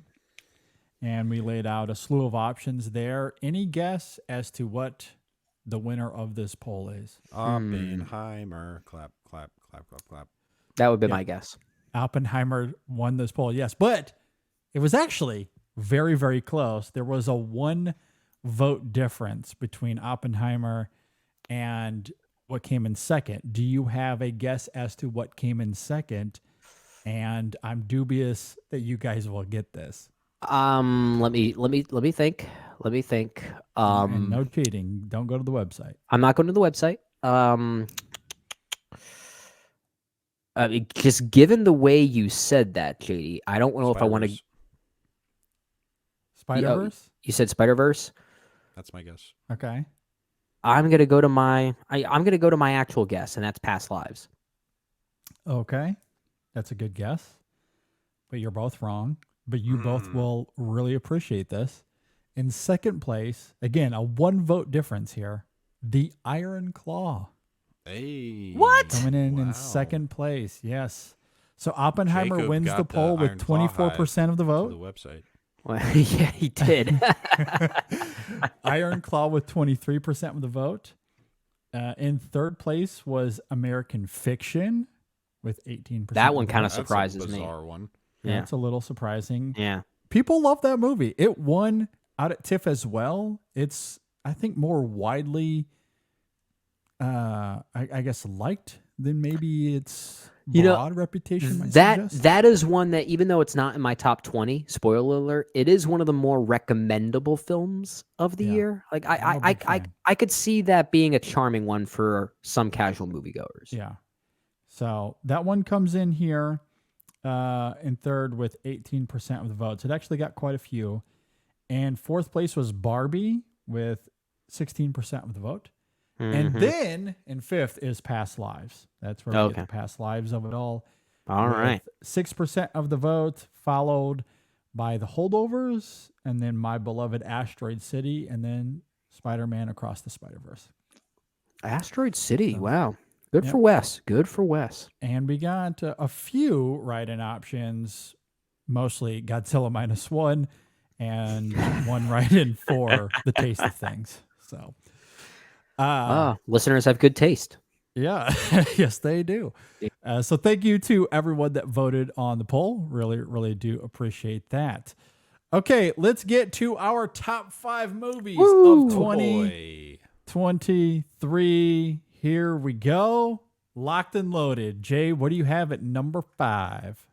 One of my favorite directors, one of just, if you want to look at film in some sort of like objective, computational, if you put filmmaking on a spreadsheet, David Fincher might be the best filmmaker alive. The second you said spreadsheet, I knew you were going to David Fincher. Yeah. I don't know why. Just like I feel like if there's any filmmaker that works in spreadsheets, it's David Fincher. Yeah, I mean, he's so precise. He's a man of formulas, and Yeah. he is one of my favorite directors ever. Really, it's one of those things where I've always kind of been like, God, it's so lame to think of David Fincher as one of your favorite directors, and then I'm like, you know what, whatever. No, I'm it's too not. old to care. I'm too old to be like, I don't care. I care what other people think about who my favorite directors are. David Fincher is one of my favorite directors, and he made a film this year called The Killer for Netflix, which is a film that I feel like didn't really make the sort of cultural impact that I expected it to prior to seeing it. But after seeing it, I sort of get it, because it was not at all what I was expecting. Yeah. Oh, yeah. Yeah. Sure. It is a film that it almost teases you with its opening credits that are all like super stylish, kind of traditional assassin visuals, where you're like, oh, this is going to be like just like such a hardcore revenge story or something. And then it kind of ends up being a comedy about how contemporary society is built for sociopaths. Yeah. Which is awesome. And it's so great to see Michael Fassbender back. And he's doing just a very, very almost purely physical performance in this film, where half of the time he's listening to music by the Smiths in his headphones, and it rocks. And there's such a potent sense of irony with this film, where you do feel like David Fincher sort of, he's reflecting on his own career, and specifically I think he's kind of thinking about Fight Club, because Oh, yeah. I think the Smiths are kind of the Tyler Durden of bands, where you listen to them when you're 16 and you're like, whoa, this is like so deep. And then you listen to them when you're 30 and you're like, yeah, I mean, this is like whatever. But it is a film that is so funny. It just, in its very nature of, you have this guy who's all about precision and just saying, you know, no feeling is to come in here. It's all about just a feel and I am perfect at my job. And then as soon as he walks in a room, everything goes wrong. Like the very opening scene is about this guy who has this very specific routine and then screws up his job. And I think there's certainly a degree of self-reflection in that from Fincher, who is like, I am trying to be the most specific and detailed director in the world. But then anytime you try and do that, it all goes terribly wrong, because you have such a singular vision when it comes to this stuff. And it is also like a very, I think, emotionally compelling film, which I think a lot of people have not really tapped into the way that I did. No, where you have we this guy definitely who's sense almost like caught between, he almost can't overcome this job that he doesn't particularly like. It has completely invaded his personal life and his love. Oh yeah, And- it's all about work-life balance. Yeah, and when this person that he cares for so much is injured, it's almost like, well, the only way to fix this is through my work. And Yeah. it's kind of a reflection of just like living in America. I mean, David Fincher has this really innate sense for the modern world, and this is one of the best examples of that. Yeah. It's a funny movie, it's a compelling movie, it's immaculately directed, it's well acted. beautifully shot too. his One of his bucket best hat. looking, Yeah, I mean, one of his it best is- looking movies. It's crazy. I mean, when you learn that the opening sequence, looking at the hotel across the street, was not actually shot that way. It's just like 9 hotel rooms that were shot independently, composited together. It's just like, one, I understand why nobody wants to work with this guy, because this is such a pain in the ass. And two, like, what a way to put this thing together. It is just so detailed and so immaculate, and it has an action sequence, a fight sequence that rivals John Wick, really. It's really good. Yeah. While kind of bringing in a sense of humor and irony to the whole ordeal. And look, Cynical J is back, and Cynical J loves Cynical Fincher. So, Well, it's interesting. You invoke a couple of films there that I thought about immediately after watching this. John Wick is, when you told, I think that's what I love about the structure of this film. It's very simple in a John Wick way, where after that opening, he comes back and we see what happened with his girlfriend, and that's all the motivation you need. Now, I do think that Fincher and Fassbender tap into that more as the film goes, but that is his broad motivation. It's no different than what we see with John Wick in that first film there. And then you also brought up Fight Club, and that's something we talked about quite a bit. It's hard not to, right, when you see the consumerism all over this film. It's very reminiscent. This has Fight Club on the mind. It really does. And many the film almost feels like a commentary on the response to Fight Club. yeah, Which is why, and I said this during our review, JD, and I kind of stand by this. I think this film, The Killer, and its depiction of consumerism and corporate overlording is more interesting than anything in Fight Club, tackling those same themes. And I think because it feels more today. Yeah, in the year 2023, I agree with that.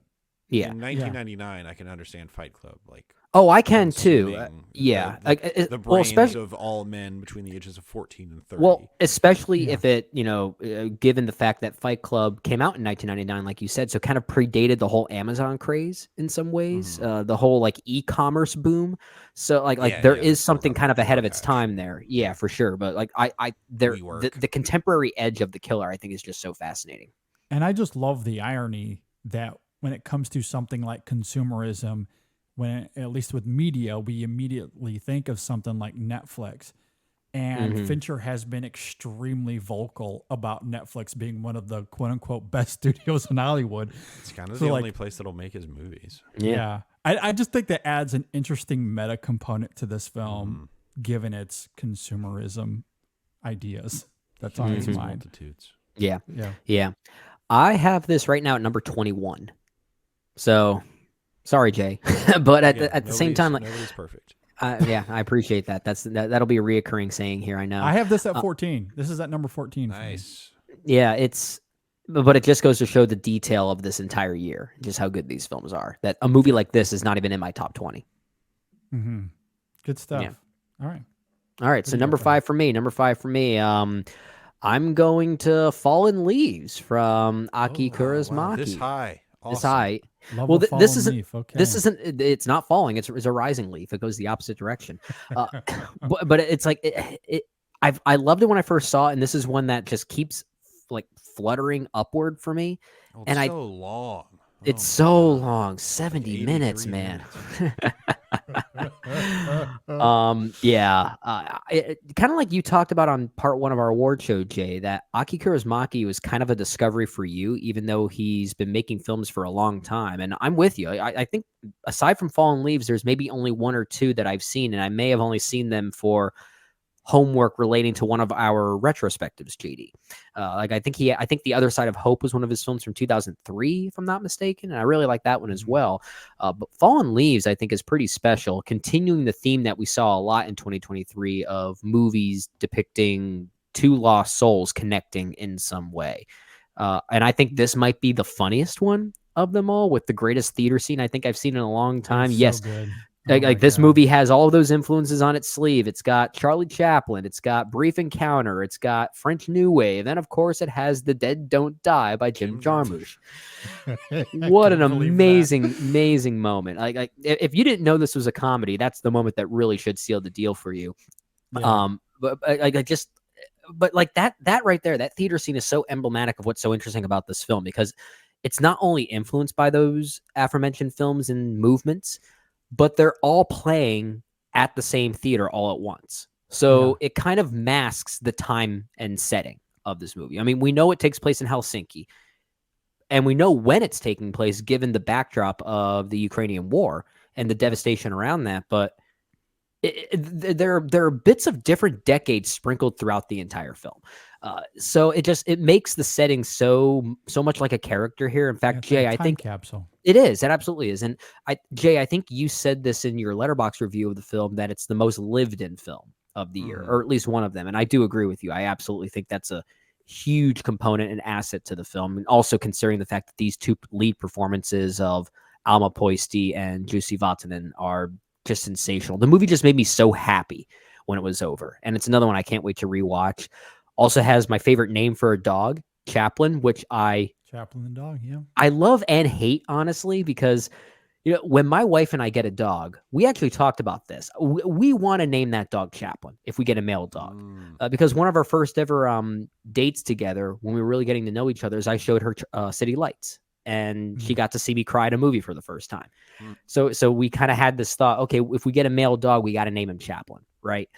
So now if I do that, y'all are going to accuse me of copyright infringement because of this movie. So it's like, so I'm kind of mad at this movie for beating me to the punch. Yeah. But needless to say, I do think Fallen Leaves is a wonderful film. And it's my number 5 for all those reasons. Okay. It's my number 11. Oh, all right. Just off the list. Yeah, nobody's perfect. Yeah. So I hear. So I hear. Good stuff. Yeah, I love this movie as well. One of the funniest films of 2023. There's no doubt about it. Which is going to make this an interesting transition. There's really no way to seamlessly move to here. It's just going to be a hard right turn, because for my number 5, I'm going to what is arguably the most harrowing film of the year, and that's Jonathan Glazer's The Zone of Interest. Oh, that's interesting. Love this movie. The conceit here isn't that sophisticated. Glazer simply exhibits this German Nazi family living their utopian life next door to Auschwitz, all while the horrors of the Holocaust are unfolding as if it's just a natural part of the landscape. And it, of course, goes on to demonstrate not just an inhumane apathy, but this profound, disturbing complicity.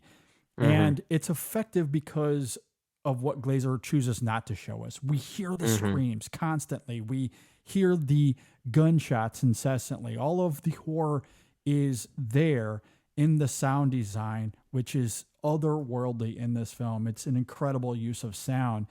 So even though we know what's happening, it's still remarkably chilling to see the unnerving normalcy of Rudolph and Hedwig and their family, something that it is almost hard to wrap your mind around. And I think maybe I don't even know how to describe it because it's such a unique film. Like, I guess what's so effective, aside from that choice to keep the horrors of the Holocaust on the other side of the fence, is that Glazer himself distances from the material. There are no close-ups in this film. Right. There are fixed cameras all over the place. So the actors can simply walk around freely and have an open dialogue to make this setting all the more lived in and grounded and realistic. Yeah, and I think that approach gives the film not just a great aesthetic that complements the Haas's complicity and this, this unnerving apathy that they show, but it makes sense of why they feel the way they do as it relates to this home, why they want to fight for it, why they feel so comfortable there. And then you juxtapose that with these glimpses we get throughout the film with this thermal imaging that we see and what's at play there and how that juxtaposes the Haas family, I think is great. And then, there's everything we get at the end. As I talked about on last week's show, one of my scenes of the year is that Rudolph moment at the end. It is a stunner of a moment, an absolute stunner of the moment. Maybe the individual moment of directing of the year for me, although there's Christopher Nolan, and we'll certainly get to that. Yeah, we're not being very cryptic about Oppenheimer, are we? No, we're not. No, we're not. I mean, my scene of the year is that speech in the gymnasium, as you Same. noted last week. So that's Same. that's the moment of the year. But that moment with Rudolph at the end, the directing by Glazer, is probably my second favorite moment of direction in the year. It's just absolutely a stunner of a moment in terms of not just character control, but tone control, and giving us this omniscient point of view that complements the Haas perspective we get in the film. And then I don't know what else to say about Mika Levy's score. It is haunting in this film, complements everything we see. The craftsmanship of the film is immaculate. And I just think it's very effective at what it's trying to accomplish. The film doesn't hide what it's trying to do. It just sets it up, lets us experience it. And I think the result is remarkably disturbing. Difficult watch, no doubt about it. And the performances are great. You have to give this cast a lot of credit. They're fully committed to this film and what it's trying to accomplish. And I think it does it just absolutely remarkably. So Jonathan Glazer, I want to see him make movies more than once every 9 years, because everything he does, I think, is masterful. If he waits as long as he does, he comes up with really interesting films. So it's like if you So need it to wait, works. if you need to wait to make your art and you need to wait to make it the way you want, then okay, by all means, wait. I'm totally okay with that. I guess we'll just reiterate. Jay, what did you have this at, like number 400 or something like this on your list? 50, yeah, number 678. No, I had it at 50. This is the first time I really wish Ryan was here, because I know Ryan loves this movie. He does. Yeah, I think he has it in his top 5. We'll show Ryan's We'll show that. top 10 here at the end, but I'm pretty. If I recall correctly, it's in his top 5 as well. So I know he's real big on this.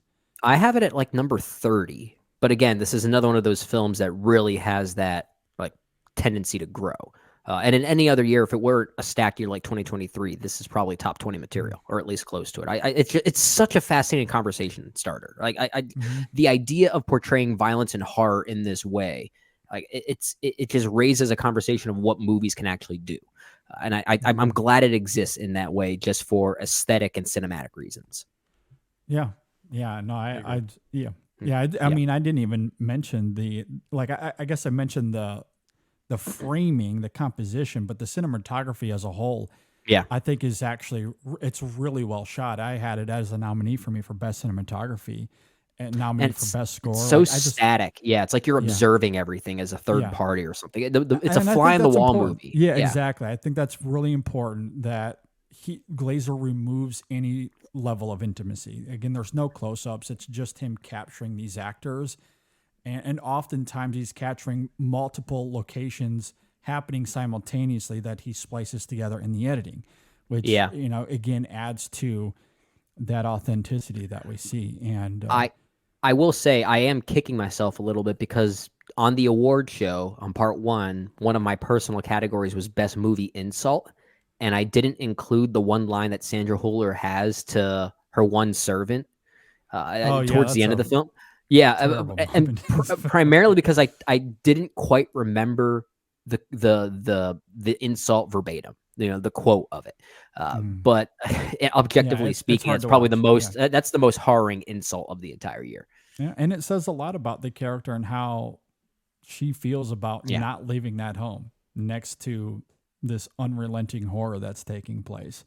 Yeah, that's paradise. Yeah, for sure. And again, I cannot echo the sound design enough. It's one of the most unique films in that regard in recent years as well. So there's a film in my top 4 that might fight for that number 2 spot as far as my favorite direction goes of the year. But if not, I mean, it's easily Glazer here. All right. I love his direction quite a lot. Okay, let's get to number 4. Jay, what do you have at your number 4? My number 4 is Godzilla -1. This was a movie that, I had heard all the hype for it. I was ready to be like, all right, y'all, let's chill out with the Godzilla -1 adaptation. Cynical Jay was already ready to dismiss the movie before he saw it. I really was, but director Takashi Yamazaki, I mean, This thing is, I would argue, probably the best, if you want to call it a blockbuster, the best blockbuster of the 2020s. I think this is so satisfying on like that blockbuster broad level, but also captures this sense of emotion that I did not see coming whatsoever. This is the story about found family in addition to all of the Godzilla stuff, and the Godzilla stuff manages to capture kind of the nuclear horror of the original film. And one of the things I love most about it is just it is genuinely scary. Godzilla is horrifying. The scene where he destroys the city is like, this is an unstoppable force of destruction, and they're not trying to humanize Godzilla anyway. He's not the anti-hero. Yeah. He's just a organic weapon of mass destruction, and in a way that makes thematic sense in the context of Japanese history, which is very, very potent, but also in a way that's just viscerally captivating. And this might have been, well, probably not my favorite, but probably my second favorite film-going theater experience of the year. Just seeing this with it was a pretty full theater, and you could really feel the energy in the theater of just how attached everyone was to these characters.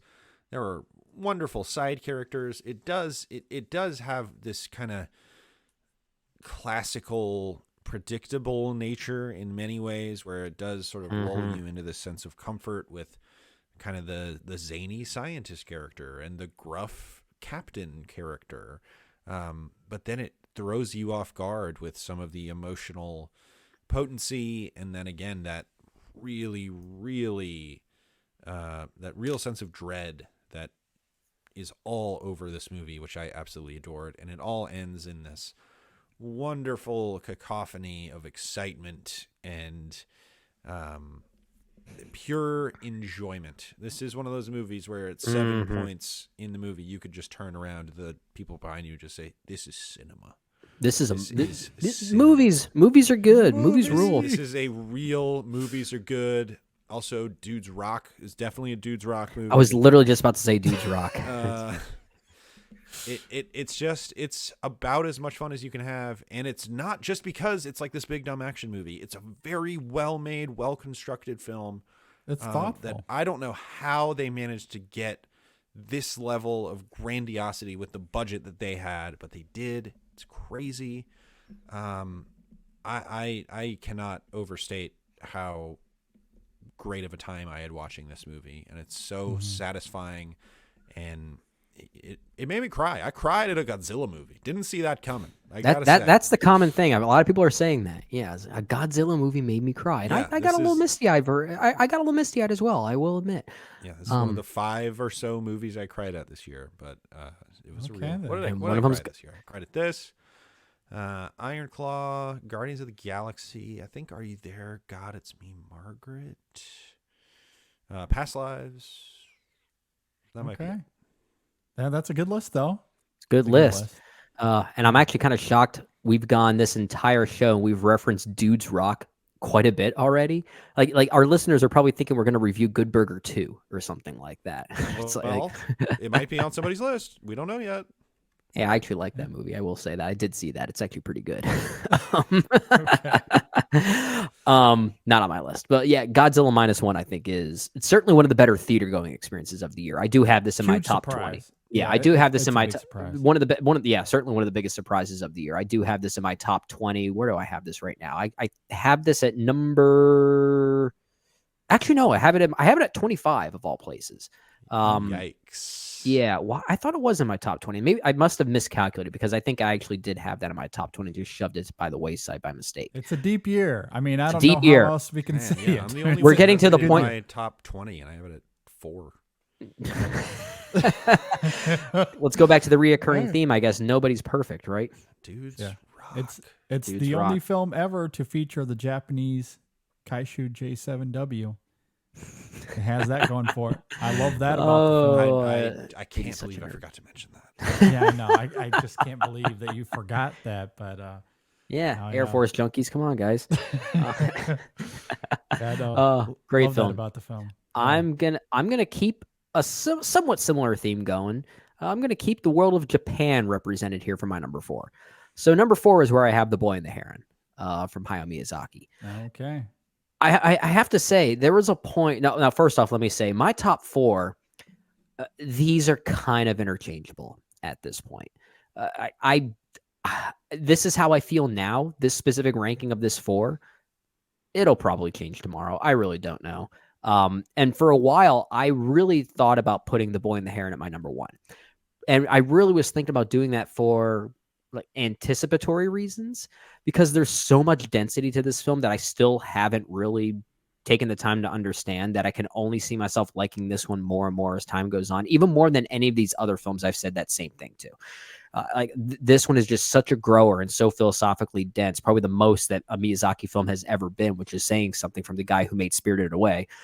I could see this one growing for those reasons, and I can't begin to articulate what it means. I must have had 10 different interpretations all at once, and I love that about the film. I mean, if there is anything that I could take away from it, it does certainly have another meta component to it that we've talked about with not just Miyazaki and his own filmography, but even someone like David Fincher in The Killer. It kind of has a bit of a similar approach to a director looking at their own work and what it means to actually move on. And that's what The Boy and the Heron is. It's this allegory of letting our children live for themselves and not let them be governed by adults. So in some ways, it kind of sits closely to another Ghibli film like The Tale of the Princess Kaguya and its deconstruction of spiritual guides to lead us home. So it favors the human experience above all else, but looking at it through the eyes of Miyazaki, it makes the film all the more interesting. So I could see myself really liking this one more as I really begin to understand what the weirdness all means. But the weirder it got, the more it moved me, which is in and of itself kind of a weird thing. And that's the power of this movie and why I think I'll like it more in time. So I'll put it my number 4 for now, but that's there's kind of an asterisk there. I could see it shifting as time goes on. Yeah, this is one of those films. I know we spoke to this earlier in terms of having a film outside of your top 10, but on a rewatch, it might immediately jump into your top 10 or top 5. Yeah. That is absolutely The Boy and the Heron for me. The only thing that keeps me reserved on it is some of that surrealism and some of the questions I have inside of it, specifically the emotional impact that it's trying to go for in some scenes. I honestly don't know what the film is trying to do in some of those scenes, and I need to rewatch the film. I haven't had a chance to go back to it yet. Yeah. I love the film. I love all of the Miyazaki of it, as we talked about in the review, especially with how it ties to his legacy and how this is like a Miyazaki medley, a buffet, if you will, of all of his movies. A Mia medley. Yes, it's a Mia medley. Like that, I adore so much about the film. I adore its existentialism.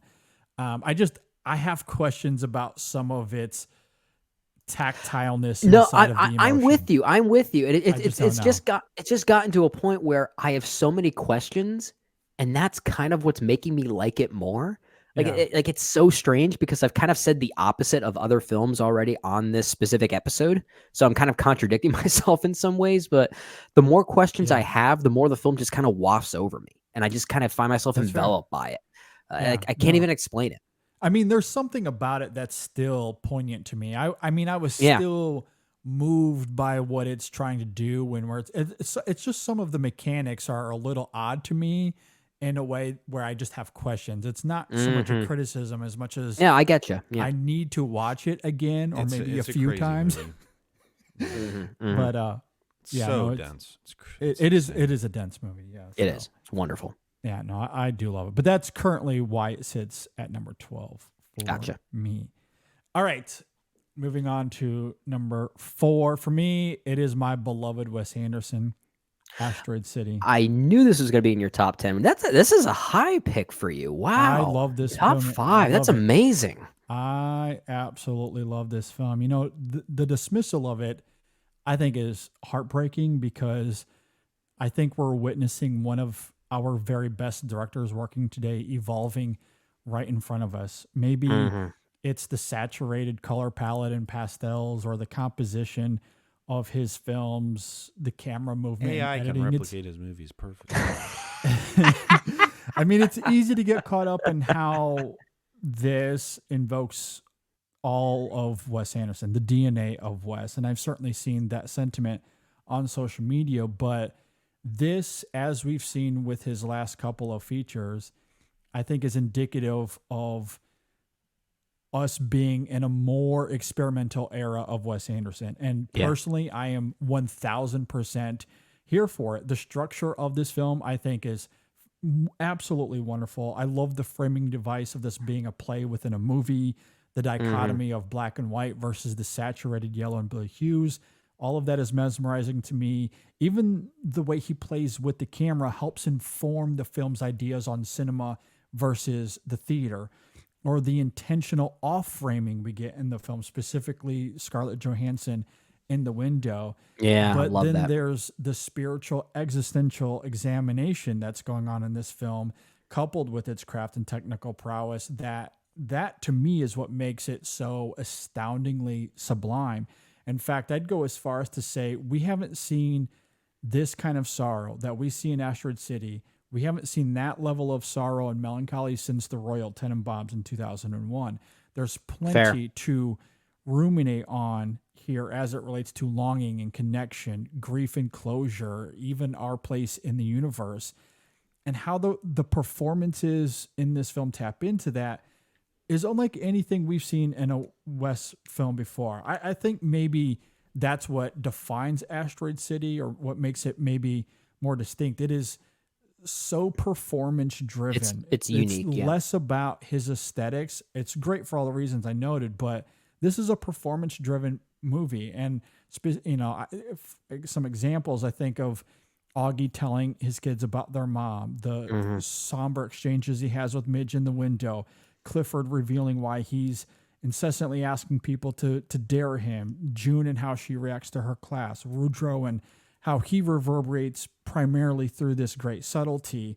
Augie's moment with the actress played by Margot Robbie at the end of this film. It's so tender and heartfelt. There is a pathos to this film that I love, and at the heart of it is the performances. A lot of it is the performances. It's the writing by Wes. That's why I nominated him for screenplay as well. Yeah. But this is one of the best performed movies we've seen from Wes. And yet, despite all of that and the idiosyncratic sensibilities of the film, it's somehow still very funny and weirdly bizarre. It's one of his most weird films to date. And that just makes it all the more captivating to me. I love its thematic richness. I love its visual intuitiveness. I love its brazen weirdness.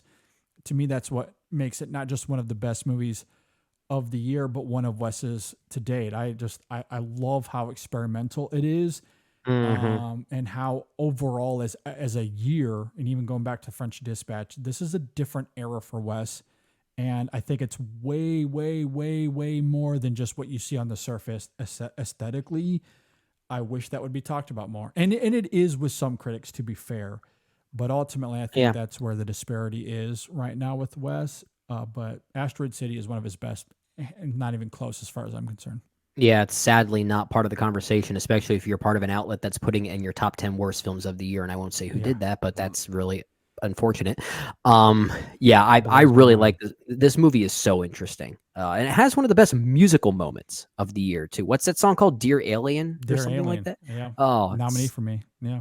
So interesting. I love the whole soundtrack, though. I mean, the score to this film wasn't in my 5, and I don't think it was in anyone else's 5 either. But It's got a one lot of of my favorite needle soundtracks of drops. the year, for sure. Yeah. Yeah, it's a great soundtrack One of the for more sure. interesting movies of the year for sure. It's my 15, so it's Okay. I really like it. Good stuff. Yeah, easily top 25. It's kind of in that 21 through 25 range for me. But again, another one of those films needs a rewatch. Needs a few. It's at number 15 for me, and I remember walking out of it and being like, I don't know what I thought of that. And then I just kept thinking about it and kept thinking about it. That was kind of my reaction too. Yeah. Yeah. No, I was very, very moved by it. And I think that's partially why because we did that 2001 retrospective. So I watched the Royal Tenenbaums as part of that.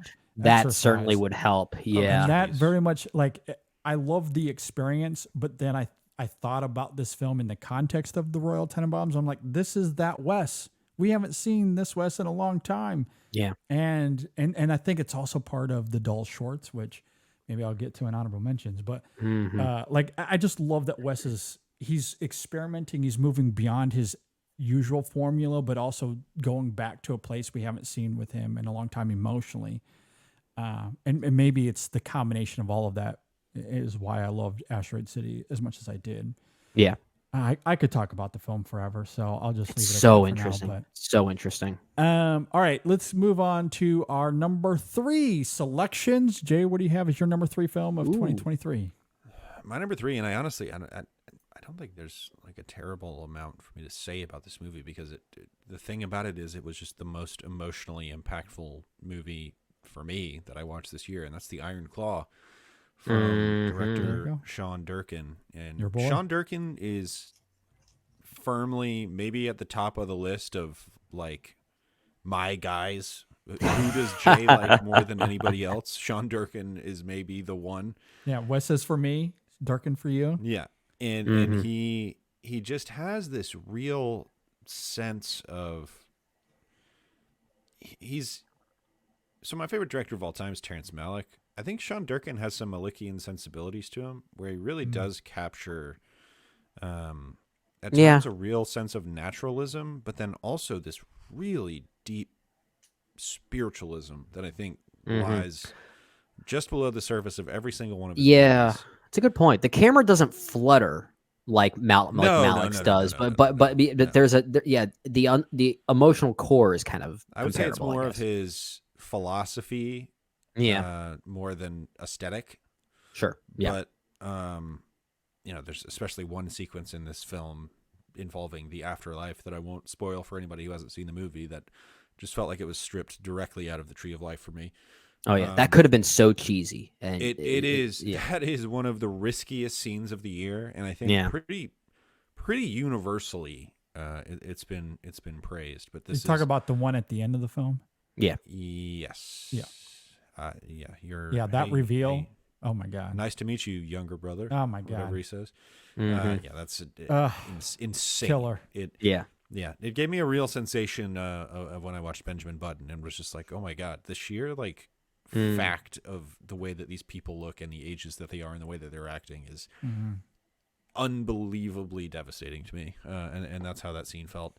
But it is, Durkin's just got this real sense of, he will throw in this like expressionistic flair, like some person who shouldn't be there sitting on the stairs in the background of a scene in this movie, and all of that, where it does move from at once feeling like a Richard Linklater movie, which it does for most of the first half of the movie, into sort of this Malickian spiritual reflection, into this like brief flash of almost spiritual horror or something.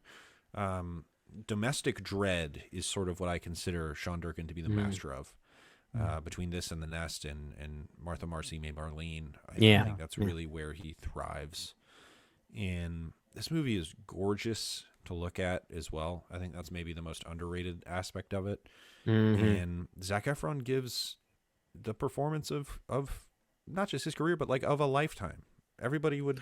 Oh, he's revelatory. Should thrive to give a performance like this. Yeah, but at the same time, like I said, I've always thought of him as a very talented actor, even in some movies that are less than stellar for sure.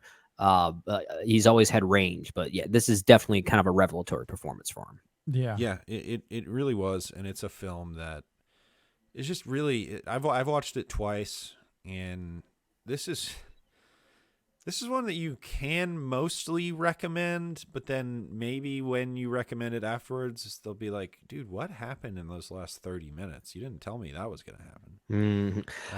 Especially if they don't know the story of the Von Erich family. And I didn't. I have very little relationship with wrestling. Same. But it's just a wonderful story of family and brotherhood, and the ills of bad fatherhood.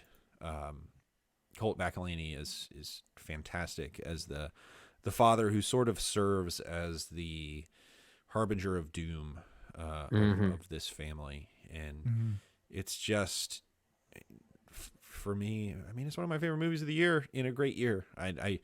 This might be the hardest one for me to talk about because it makes me very, very emotional to talk about.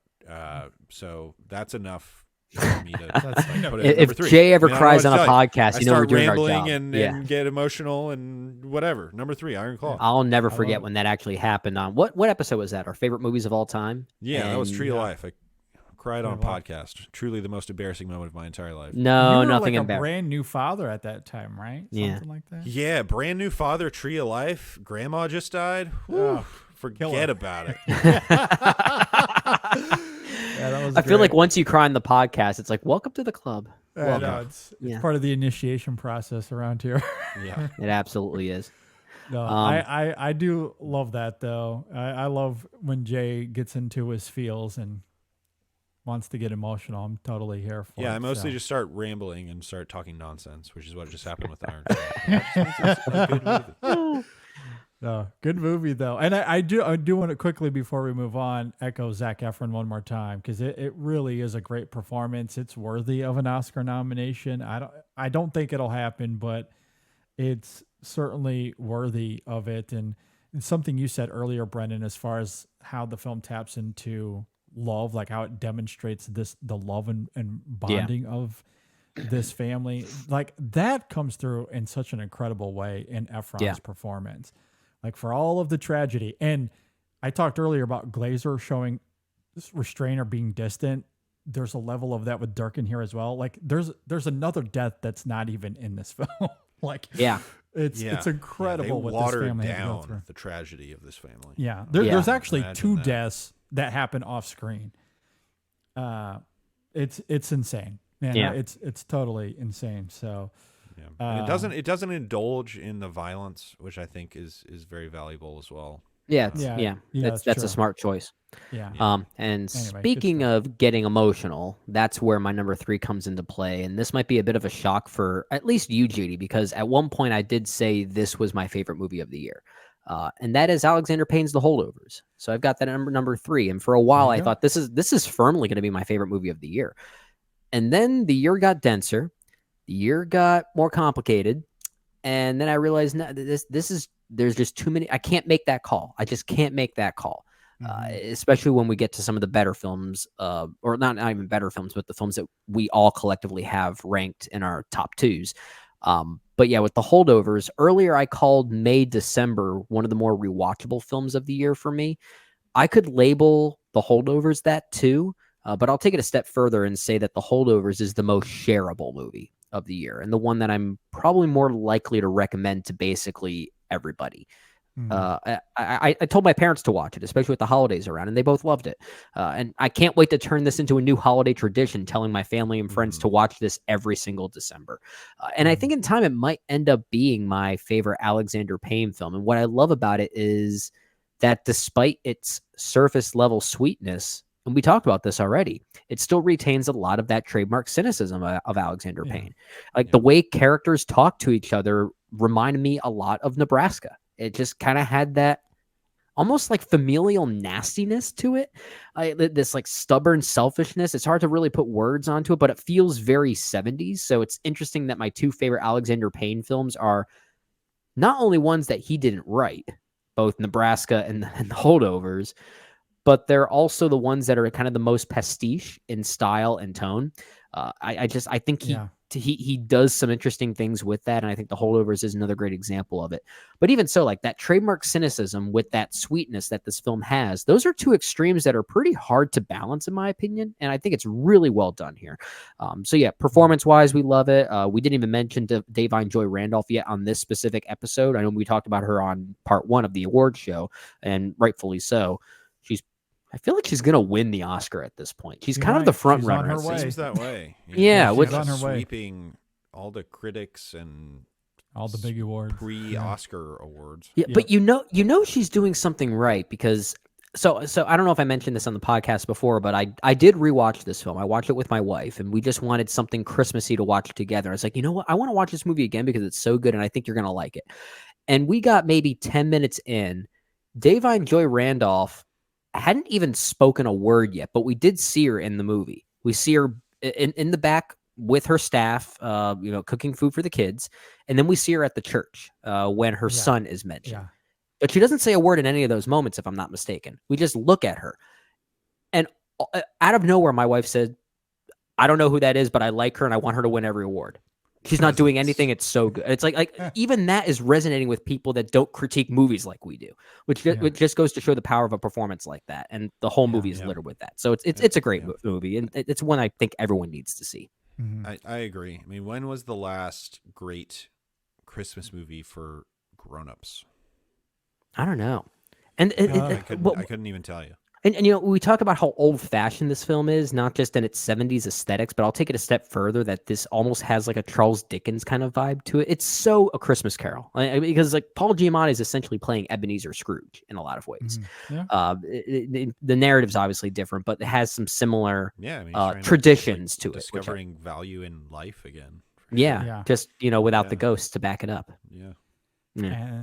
And that's why The Holdovers is also my number 3. There it is. There it is. High on this film. Absolutely love it. I agree with you guys. There's such a rigorous warmth to this movie, despite its cynicism at times. And maybe it's the 70s aesthetics, the winter vibe, the Christmas vibe of it all. But I do really love this film. It's the characters. It's the way we grow to love them. It's incredibly warm and poignant, even though, yes, they're often very prickly. Paul is especially belligerent with the little power he has as this teacher at this school. Angus himself is a little volatile, and that duality leads to some compelling friction between the two. It's often very funny. It's always engaging. And then there's Davine Joy Randolph, who is an utter delight in this movie. And what I love about these three, what I love about these characters is that they find themselves in this unexpected circumstance, but how they go about making the most of it, it isn't just heartwarming in a movie sense. I think Alexander Payne does a phenomenal job of examining the role that strangers play in our lives and how sometimes they can change the trajectory of our path. That to me is the heart of the film. Through most of it, they really are strangers or acquaintances that are at odds with each other. But by the end, they start to understand each other in a deeper, more meaningful way. They're all driven by some sort of sadness. On the surface, they don't have much in common, but underneath is this emotional teetering in all of them. And ultimately, that's what brings them together. They see that sadness, they see that humanity, and it brings them together in this really great way. There's certainly complications, there's fun to be had, but there is this emotional through line that connects them all. And I think Payne in the film does a great job of utilizing that. And of course, the performances tap into that just wonderfully. I mentioned in part one, Paul Giamatti. I gave him Best Actor for me.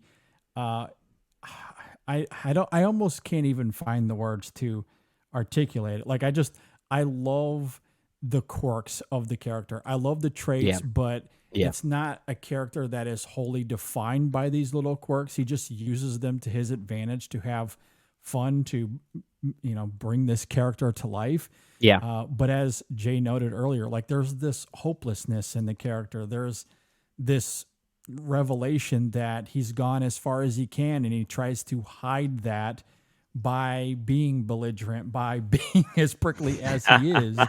And I love how those layers come through. It's one of the best performances of his career, if not his best performance.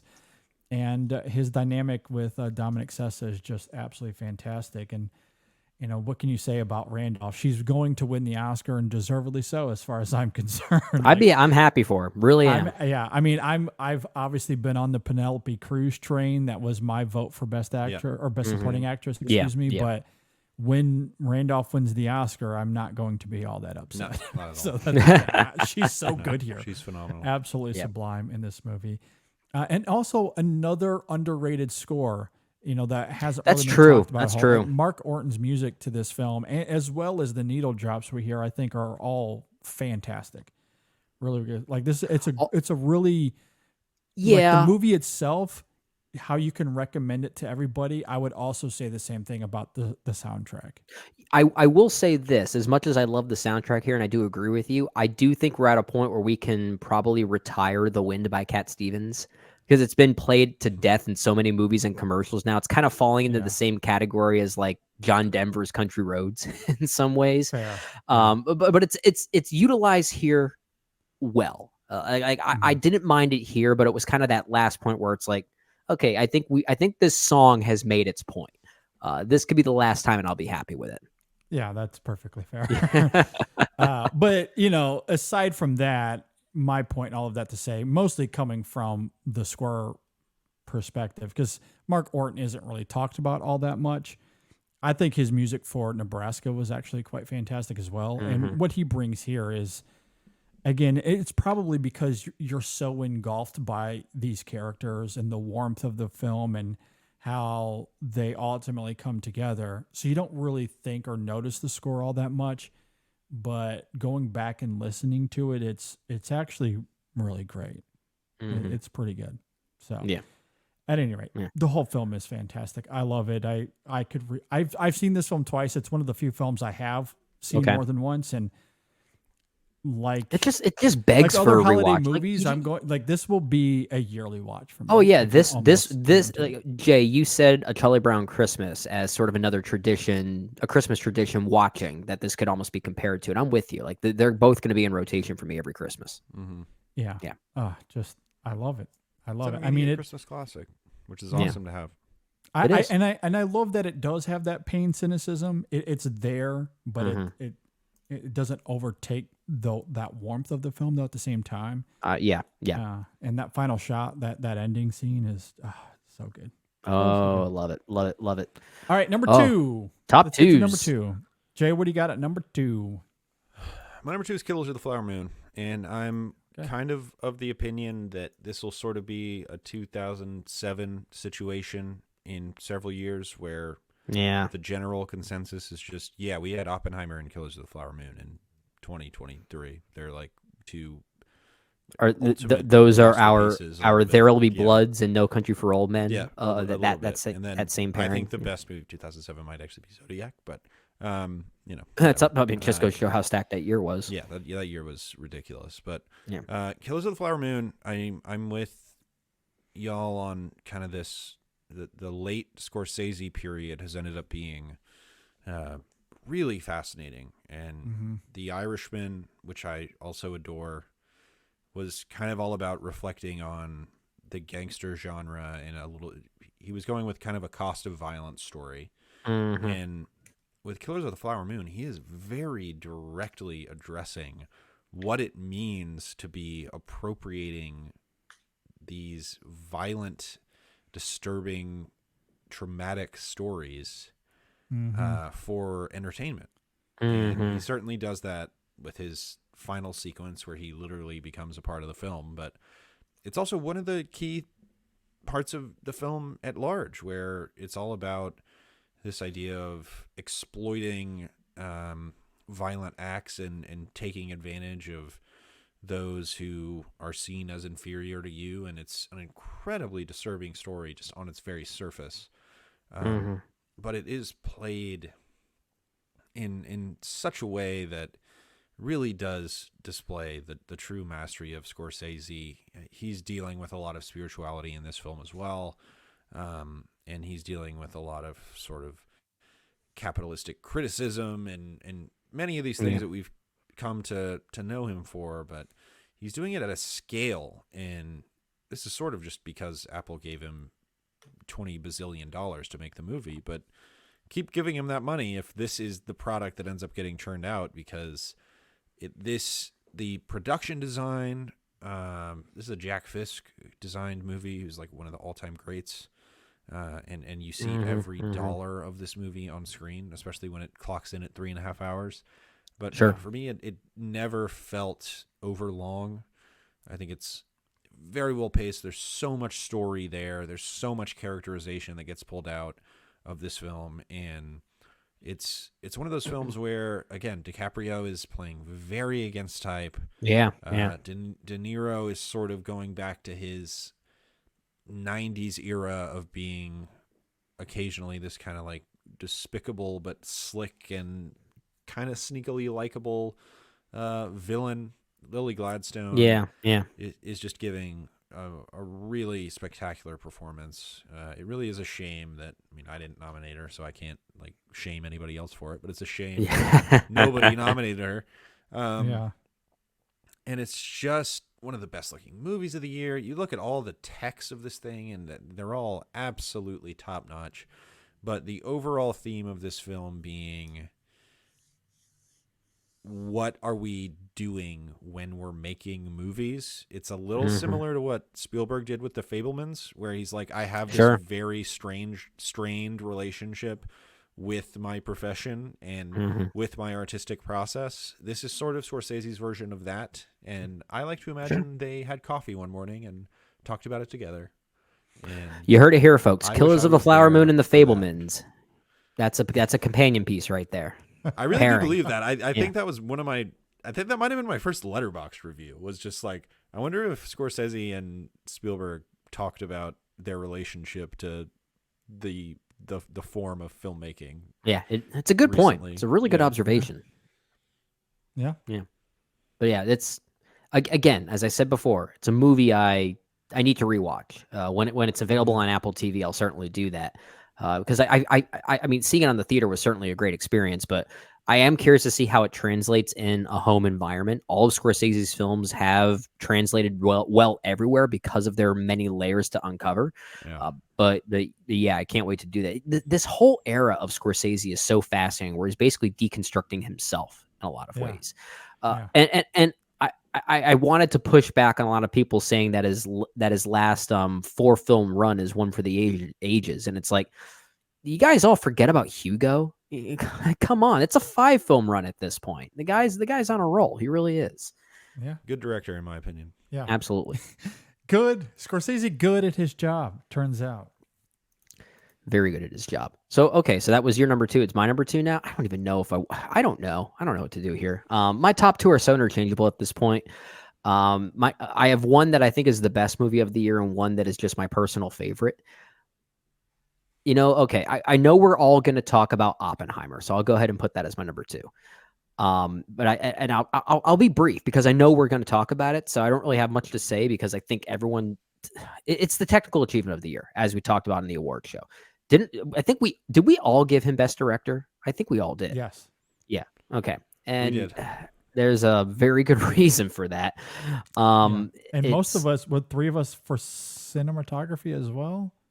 And I score. thought, And score. did we- or maybe we- that's we the didn't category all I'm do thinking of. cinematography. I thought we all did cinematography. Maybe we all did. We may Yeah. just goes to show how And stacked maybe the year is. score is the one that there was 3 or 4, like we were one off on one of the categories. I Maybe think it was score. you, JD, that sort of. I think it was you that picked someone else for best score, and it wasn't Ludwig Göransson. No, I had Göransson. Oh, you did. Okay. score, Who, yeah, I who, don't who, know. cha- who? Maybe. I'm pretty sure every award went to Oppenheimer. A lot of them did. Yeah. Do I we can't seriously recall. like? I know we're not awards like predictors on this show, but is it safe to say that it's probably going to win Best Picture at the Oscars now? Yes. Yeah, Best I Picture for sure. and seems to director. be the It's trend. Nolan and the film for sure. yeah. I think it's his time. And maybe Killian is the front runner. Maybe. I know Giamatti also went at the Globes, but Yeah, I Yeah. don't Killian's think it's one's- going to be Cooper.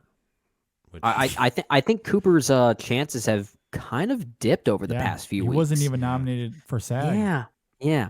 Yikes. That's kind of insane. Kind of insane. And I mean, then he SAG missed also. DGA as well for director.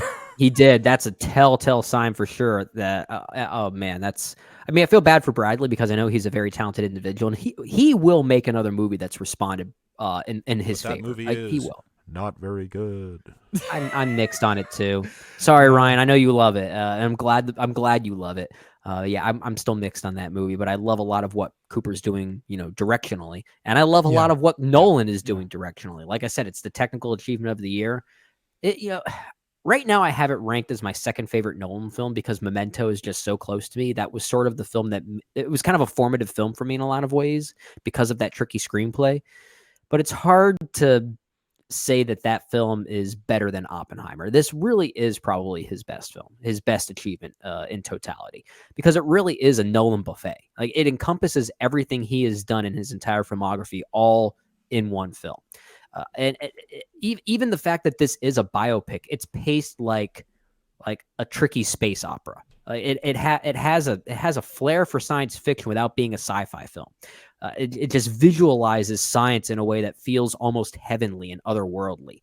So it really takes you somewhere else, and that's such an interesting thing about it. It's edited in a way that feels like a 3-hour action scene ready to blow up at any moment. So yeah, we'll talk more about it, I'm sure. I know both of you guys like it, but it's probably the best film of the year, but I'll put it at number 2 because there's one other film that just speaks to me in a certain way. Okay. Yeah. Good movie, in my opinion, as Jay would say. Yeah. So it's your top 2. JD, I know what your top 2 is. I just don't know what the order is. All right. My number 2 is Past Lives. All right. Then I know what your number 1 is then. I think it's pretty remarkable that the last 2 years we've gotten astounding directorial debuts. My number 1 film of last year was After Sun, which it's hard for me to fathom that was a debut. I feel the same about Past Lives. I want to talk about Past Lives through this prism. So on part 1, I nominated the film for Best International Film. However, I didn't articulate too much as to why I felt compelled to nominate it for the category, other than half of its production is international. Mm-hmm. But aside from that, the main reason is that fundamentally at its core, it's about 2 cultures, 2 languages crossing paths and creating uncertainty. Sure. I mean, Nora loved reconnecting with Haesung, and for a moment she thought that it could be something they pursued, but what stops her? The literal international distancing between them. As I talked about in the screenplay category when it won original screenplay for me, I love the film's self-awareness and commitment to realism and all of that. As much as we all yearn for lavishing romance and stories that feel like fairy tales, the truth is that our practical lives don't always play out that way. And so Nora makes a choice that is heartbreaking, yes, but it's understandable given the trajectory of her life now that she's away from Korea. But on the other side of that coin, her husband, Arthur, as much as he tries, isn't able to connect with Nora and her Korean heritage. There's that great scene that you invoked, I believe, at some point in part 1, where Arthur tells her, "You dream in a language I can't understand. It's like there's this whole place inside of you I can't go." One of the most devastating lines of the year. And that whole moment is born out of 2 cultures crossing paths and rendering this heartbreaking ambiguity. Yeah. And then there's the whole bar scene where Nora has to translate back and forth for Arthur and Haesung.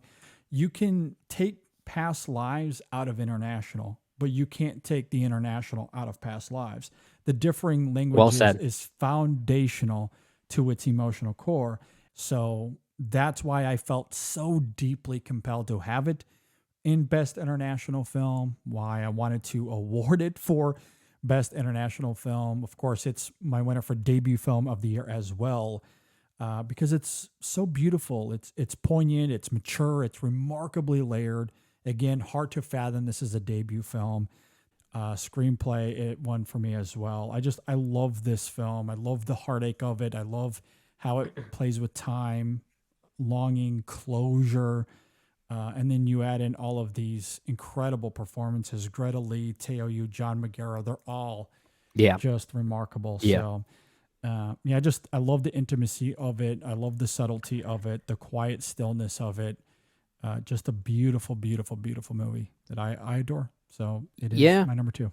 All right. So that leaves our number 1s, which how do we want to do this? Because I feel like Jay and JD, you guys have the same number 1. And we know Ryan does as well. He's been very vocal about this. So I broke the trend. So you broke the trend. So should I go?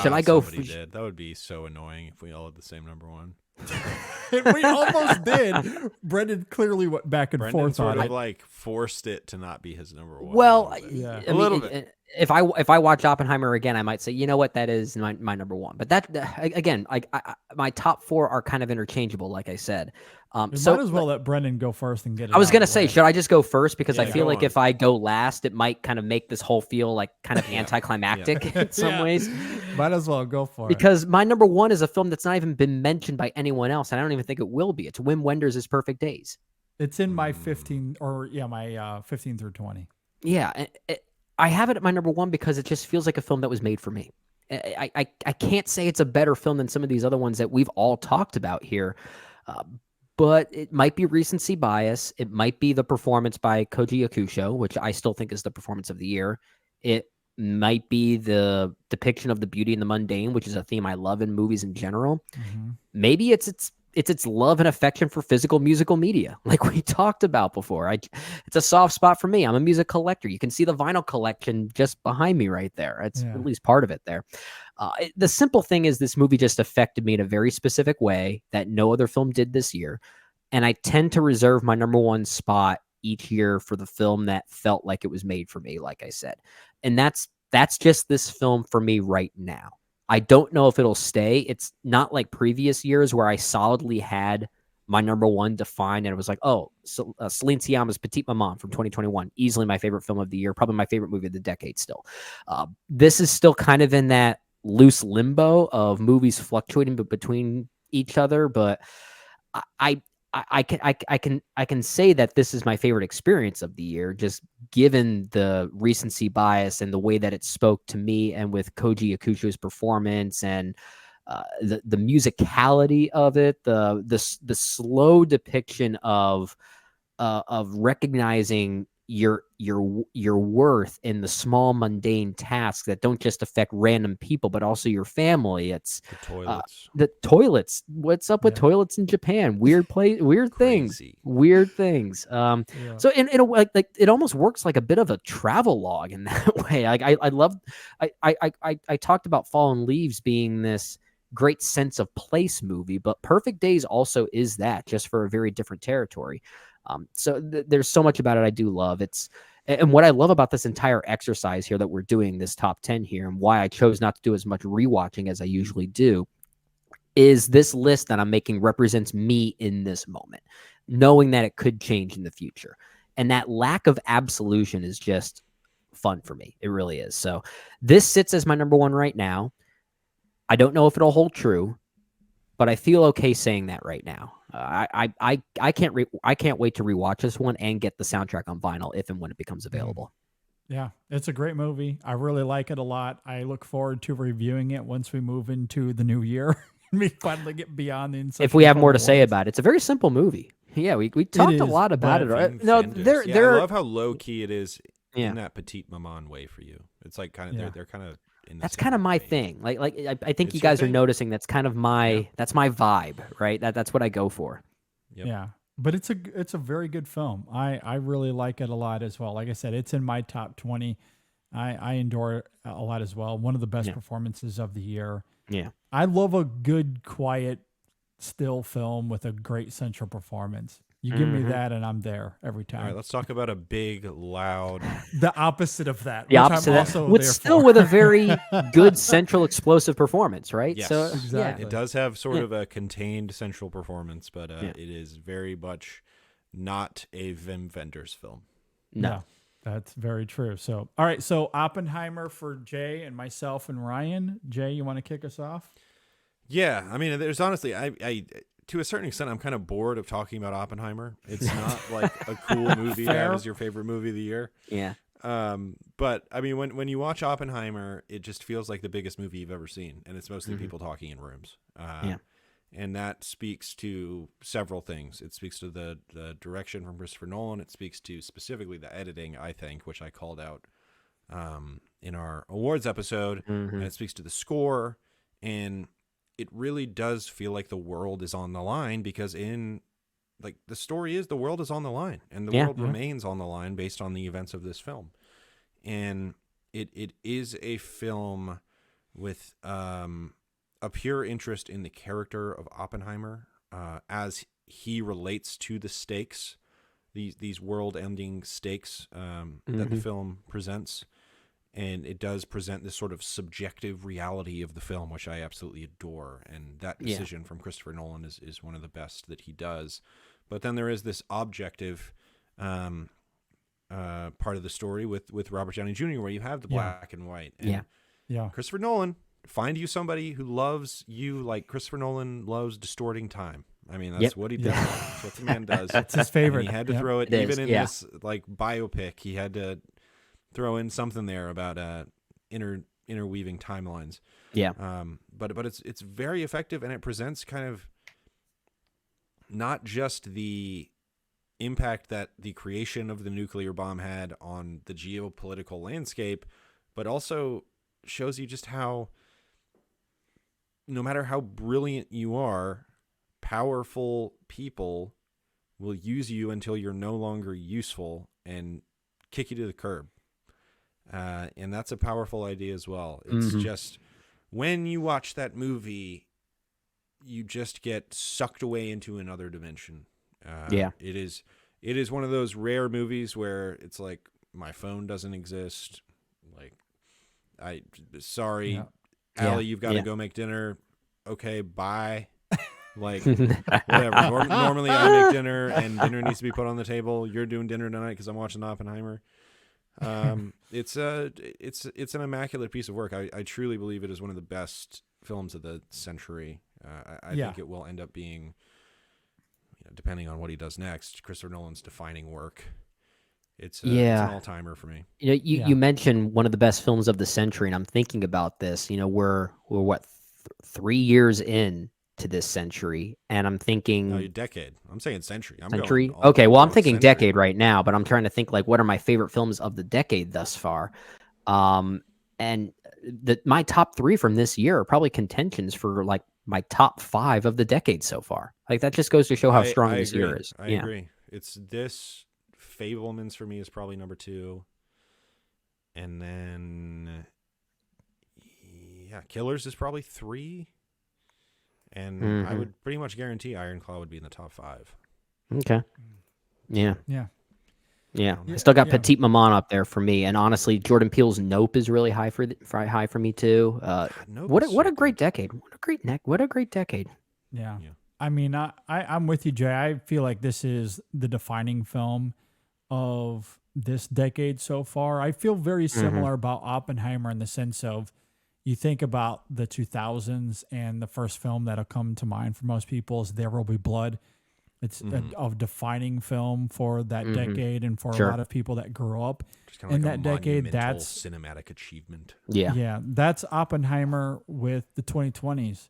Yeah, it's an astounding success. The fission and the fusion of it all, as you're talking about, and the performances inside of it all.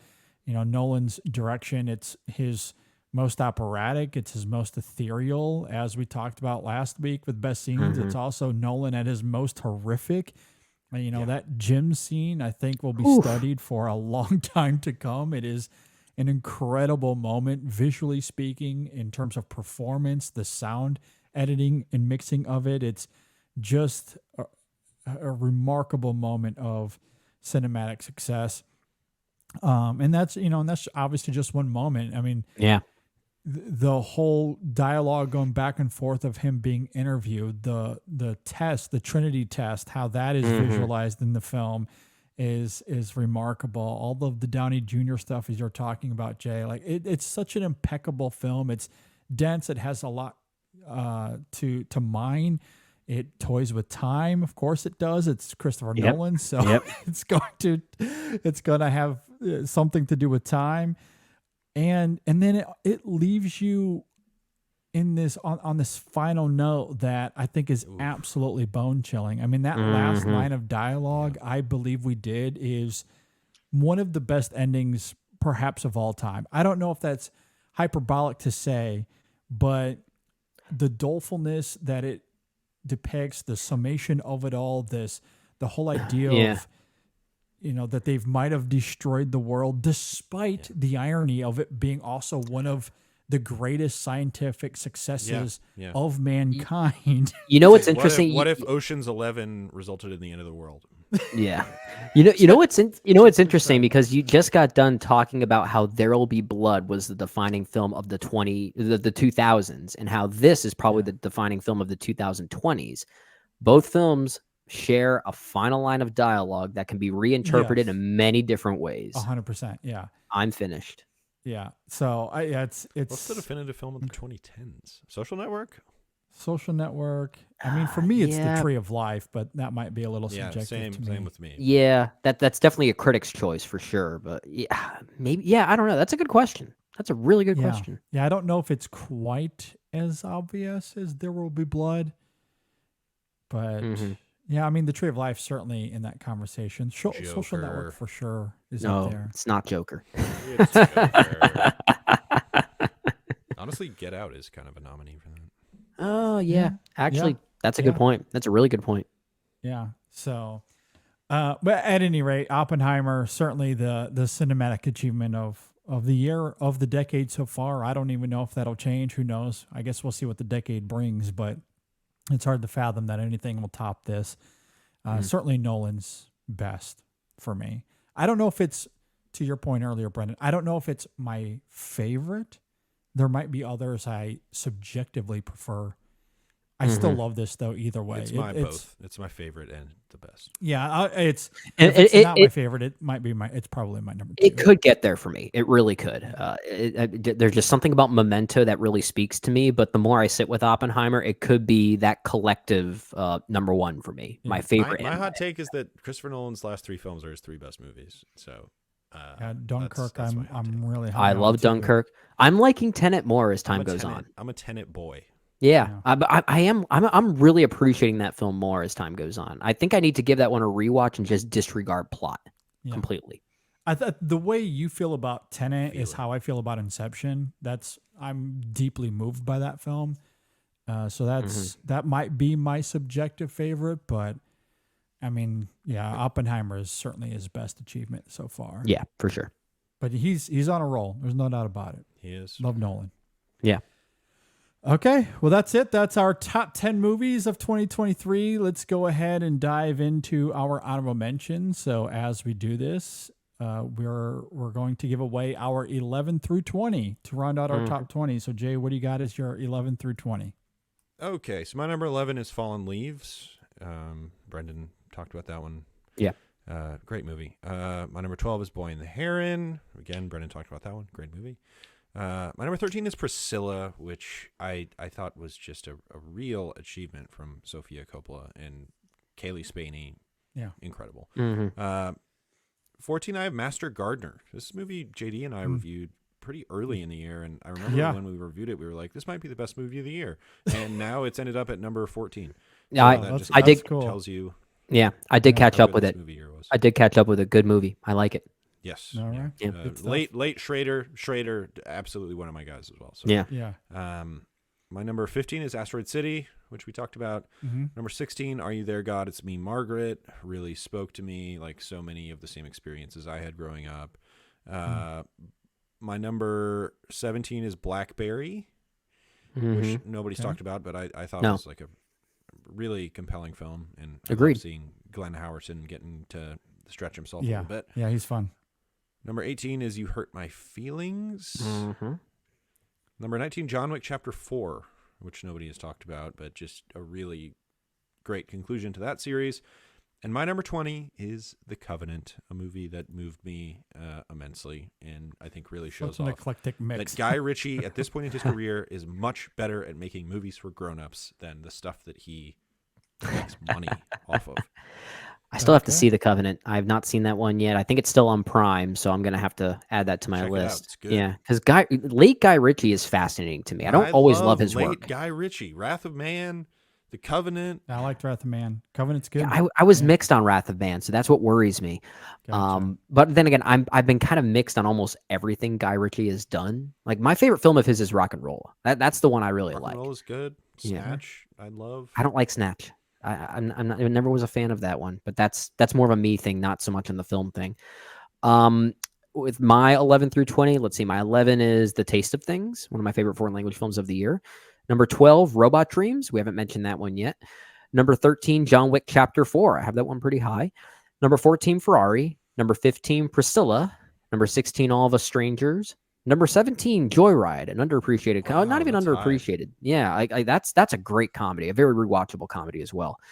Number 18, You Hurt My Feelings. Number 19, Killers of the Flower Moon. And number 20, Anatomy of a Fall. Okay. At number 11 for me, my boy Wes Anderson. The Wonderful Story of Henry Sugar, The Dull Shorts as One Collective Experience Okay. is my number 11. Good job lumping them together. Yeah, I absolutely adored that. And a phenomenal year for Wes Anderson. I Sure. was blown away. At number 12, as I mentioned earlier, The Boy and the Heron. At number 13, I have Lanthimos, Poor Things. Mm-hmm. At number 14, I have The Killer. At number 15, Ira Sachs and his film Passages. Mm-hmm. At 16, I have Wim Wenders' Perfect Days. At number 17, The Taste of Things. Number 18, Ferrari. At 19, Barbie. Really like Barbie. That's at number 19 for me. Okay. Then at number 20, I have Priscilla. Sofia Coppola's Priscilla. Great year for movies. I mean, and as I mentioned up at the top of this, I could also list out the next 10 and You have a solid top 10 there, right? like I could easily interchange any of those in the 11 through 20 and I'd sleep fine at night. Oh, yeah. Yeah. Absolutely love it. So, Oh, what a year. What a year, guys. Great. Dudes rock. Dudes rock. yes. Dudes rock. Dudes rock. Dudettes rock. Dudettes rock. They all rock. Fantastic year for movies. So Mhm. that's it. That's the end of the InSession Film Awards. That's our top 20 movies of 2023. Jay, thanks for being here, my friend. This was a lot of fun. Yeah, we got to make this the annual tradition here. I love doing this. I love the research. Makes me do a little homework, catch up on everything. We just so thank you guys for asking me back. I really Of appreciate course. it. Absolutely. No, We just have right here. we just have to make sure Ryan's here for this portion and that timing and circumstances and Mother Nature don't get in the way. Yeah, it's a real shame that this went for only 3 hours instead of 4. Exactly. So, well, speaking of adding another hour, before we get out of here, let's hear from Mr. Ryan McQuaid. He did leave us a little message here with his top 10 movies. So, Ryan, go ahead and tell us your top 10 movies of 2023. Hello, everyone here at InSession Film. It's probably kind of weird that I'm not with the guys, but just scheduling and life happens, and we're recording it differently. I'm sure Brendan and JD and Jay have done an amazing job with their picks so far, but it's time to get to the real top 10 of the year, guys. I mean, like, come on, like, what are we doing here? Everyone was like, "Where's Ryan's 10?" And it's like, well, we wait all year for it, and well, these are my 10 favorite films of the year, and I just want to say up front that it was an extraordinary year for film, and I've been moving around for the last 2 months, essentially, trying to form it, and I'm gonna lock this in now. But as JD, Jay, and Brendan know, I'm going to change this probably more than any less than I've done in the last couple of years. I'm going to change this about 6 or 7 times here in the next week. It's going to be wild. But my number 10 film of the year is Martin Scorsese's Killers of the Flower Moon. Just a beautifully empathetic and harsh and brutal depiction of the massacre of the Osage in 1920s Oklahoma. I think that Lily Gladstone, Leonardo DiCaprio, and Robert De Niro especially give really great performances. It's a movie that's really deliberately paced. And I think what's interesting about my number 10 and my number 1 is that they're both 3-hour epics and moves a little bit quicker than this one. And but this one moves at that pace so that you can feel its impact. And like I mentioned in the award show, has the best ending of the year with that radio show. And it really is an interesting conversation to think about Scorsese in terms of institutions and religion and the power of a majority over minority. There's a lot of things at play that I think that Scorsese is doing here. And it rides up there with The Irishman in silence as some of the best work of his, not just recent career, but of his overall career. He's working on all cylinders, that Martin Scorsese. Let me tell you, he's a pretty good filmmaker. Next film is Tron Egg Hong's the Taste of Things. I haven't been as transfixed about a movie about food in a long time, but I really think it's more than just a movie about food and chips. It's about finding love in between each course. It's about settling within that, and I think it's just I just think it's a beautiful film with two extremely incredible performances, and Benoit Magamel and Juliette Binoche, who are absolutely incredible. Magamel was another 6 through 10 nominee for Best Actor for me that I could have easily fit in there. I know everyone talks about the 30-minute opening like I did with my awards, but it really, the last 15 to 20 minutes are what tear at your heartstrings and bring you down to this film's level in terms of how beautiful the art of cooking can connect one another. And speaking of connections, my number 8 film is Andrew Hayes' All of Us Strangers. I'm sure JD and Brendan and Jay have talked about it a lot. Andrew Scott's performance mixed with Paul Mescal and Claire Foy and Jamie Bell, who are absolutely transcendent in this film. But it's Hayes' um, screenplay and just the way he adapts this whole thing. It's impeccable, and I'm just so blown away at which he's able to show tenderness through this film that is essentially about trying to understand the past in order to move on and live a somewhat peaceful life in the future and in the present, and what it says about our relationships. And I just think that it's up there with Hayes' other film, 45 Years and Weekend. Just truly magnificent work by a filmmaker that's someone that I deeply love. Speaking of a filmmaker that I deeply love, David Fincher, The Killer, came out, absolutely nailed it. I'm just sort of lean, mean, deeply hilarious machine that Fincher's doing here, kind of a commentary. Michael Fassbender and Tilda Swinton, oh my God, just coming in for one scene and absolutely smashing all the records. I thought it was absolutely incredible. My number 6 is Raven Jackson's All Dirt Roads Taste of Salt. Saw it at Sundance, absolutely blew me away. One of those films that just can't get out of your head visually. Telling this beautiful story of a young Black woman and her sort of her life and the connections back to her motherhood and relationships as she is having her child. And it just was again another wonderful memory piece. I think it's a great companion piece to a film that all of us loved last year and After Sun. And it's one that I think we'll all be looking at Raven Jackson in the years to come. But just what an extremely incredible talent she is. My number 5 is Hayao Miyazaki's The Boy and the Heron, the most dense animated film over 6 years. Leave it to the master of the genre to be able to create and craft something this dense but this perfect. I think that this movie will reward itself over and over and over again on rewatches, and I absolutely love it so much. And I hope that this is not the last film from got to get a little emotional from a filmmaker that I absolutely love. Speaking of emotion, these last 4 films, my top 4, they're all 5-star films on Letterboxd, which is something rare, and the guys know that I don't do, but these films were very special to me. Past Lives, Celine Song.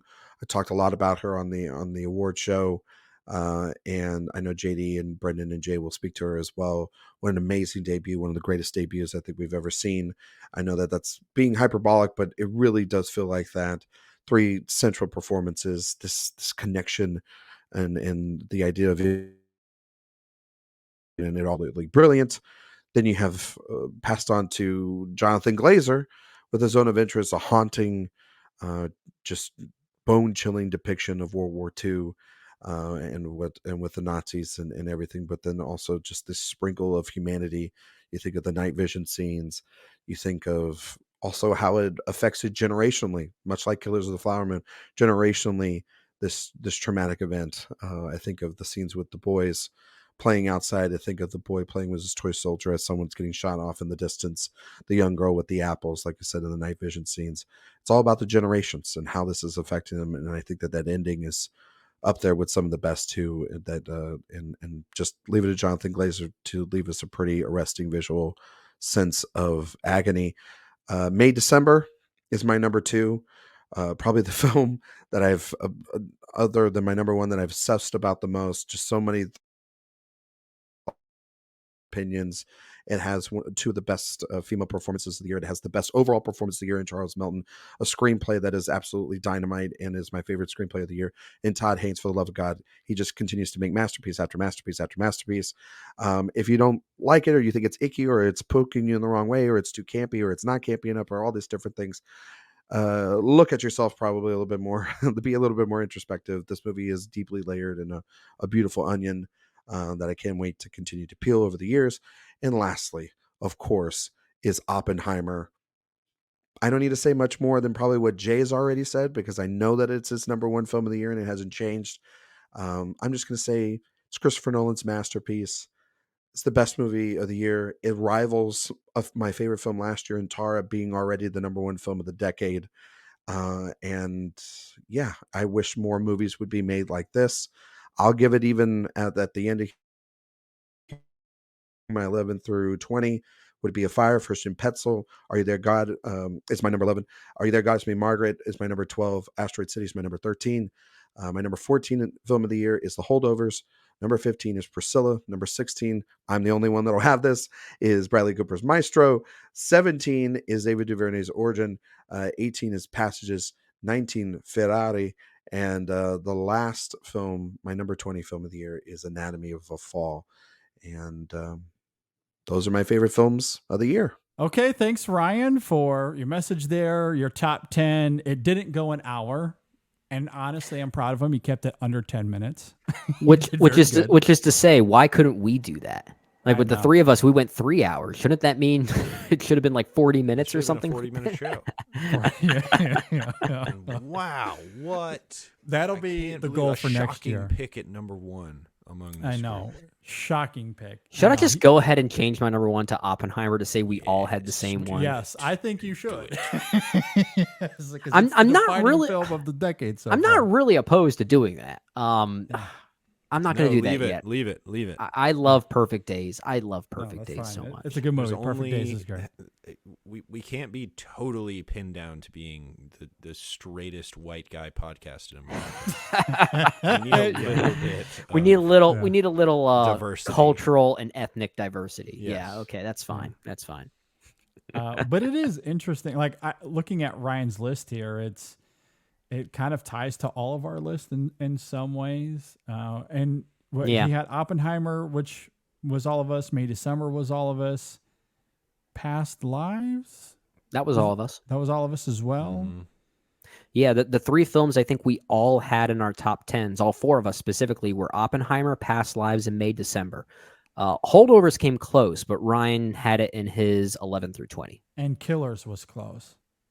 Because you were the only one to not have it, right? Yeah, but it's not even in his 20, is it? No, you had it at number 10. Yeah. Ryan had it at number 10. I had it at number 19. Oh, you do have it in your 20. Yeah, but it looks like, given the spreadsheet and Jay's lovely formulas here, The Boy and the Heron was ranked higher collectively than Killers of the Flower Moon. Gotcha. This is one of my finer spreadsheets. Good I'm stuff. proud of it. You should be proud of this. This is fun. Yeah. All right. Good stuff. Well, thanks, Ryan, for your message. We're sorry once again you couldn't be here, but we still loved hearing from you. Glad we got your top 10 here on the show. Before we get out of here, Jay, where can we find you on the internet, my friend? Where can we find you on social media?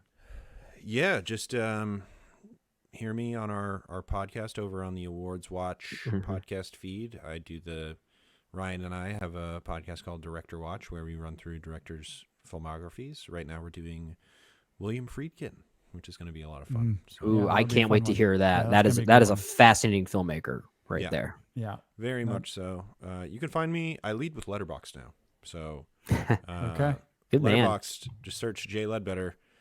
Twitex, Twitter/X at Mr. Twitex. J. That That's sounds a like good one. Yeah. that's I love that. That's it. That's it. You can find me. Okay, well, be sure to go and follow Jay. Go check out the great podcast and everything they do over there at Awards Watch. We do love them quite a bit. And thanks again for being here, man. Thanks to Ryan for being here for part 1. Always love having you guys here. Look forward to having this being a yearly thing. Absolutely. You can, of course, find us on all the social medias as well. Facebook, Twitter, Instagram. You can email us InSessionFilm@gmail.com.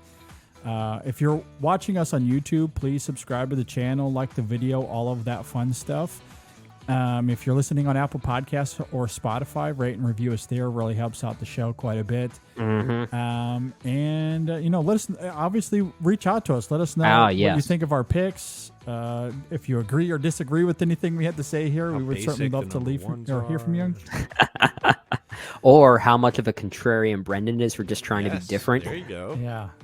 If that's the case, I'll take the blame. There's fuel to both fires, I feel like. Yes. Fueling the Oppenheimer fire. Yeah, gotcha. absolutely. All right. Well, with all of that said, thanks for tuning in all the way to the end here. We hope you enjoyed 2023 as we did. Looking forward to a great year in 2024. Thanks for watching. Thanks for listening, everybody. We'll see you next time on the InSession Film Podcast. Oh, man. What a great year for film. Good old Oppie. Grand old Oppie. Go blue. Go blue, that's right.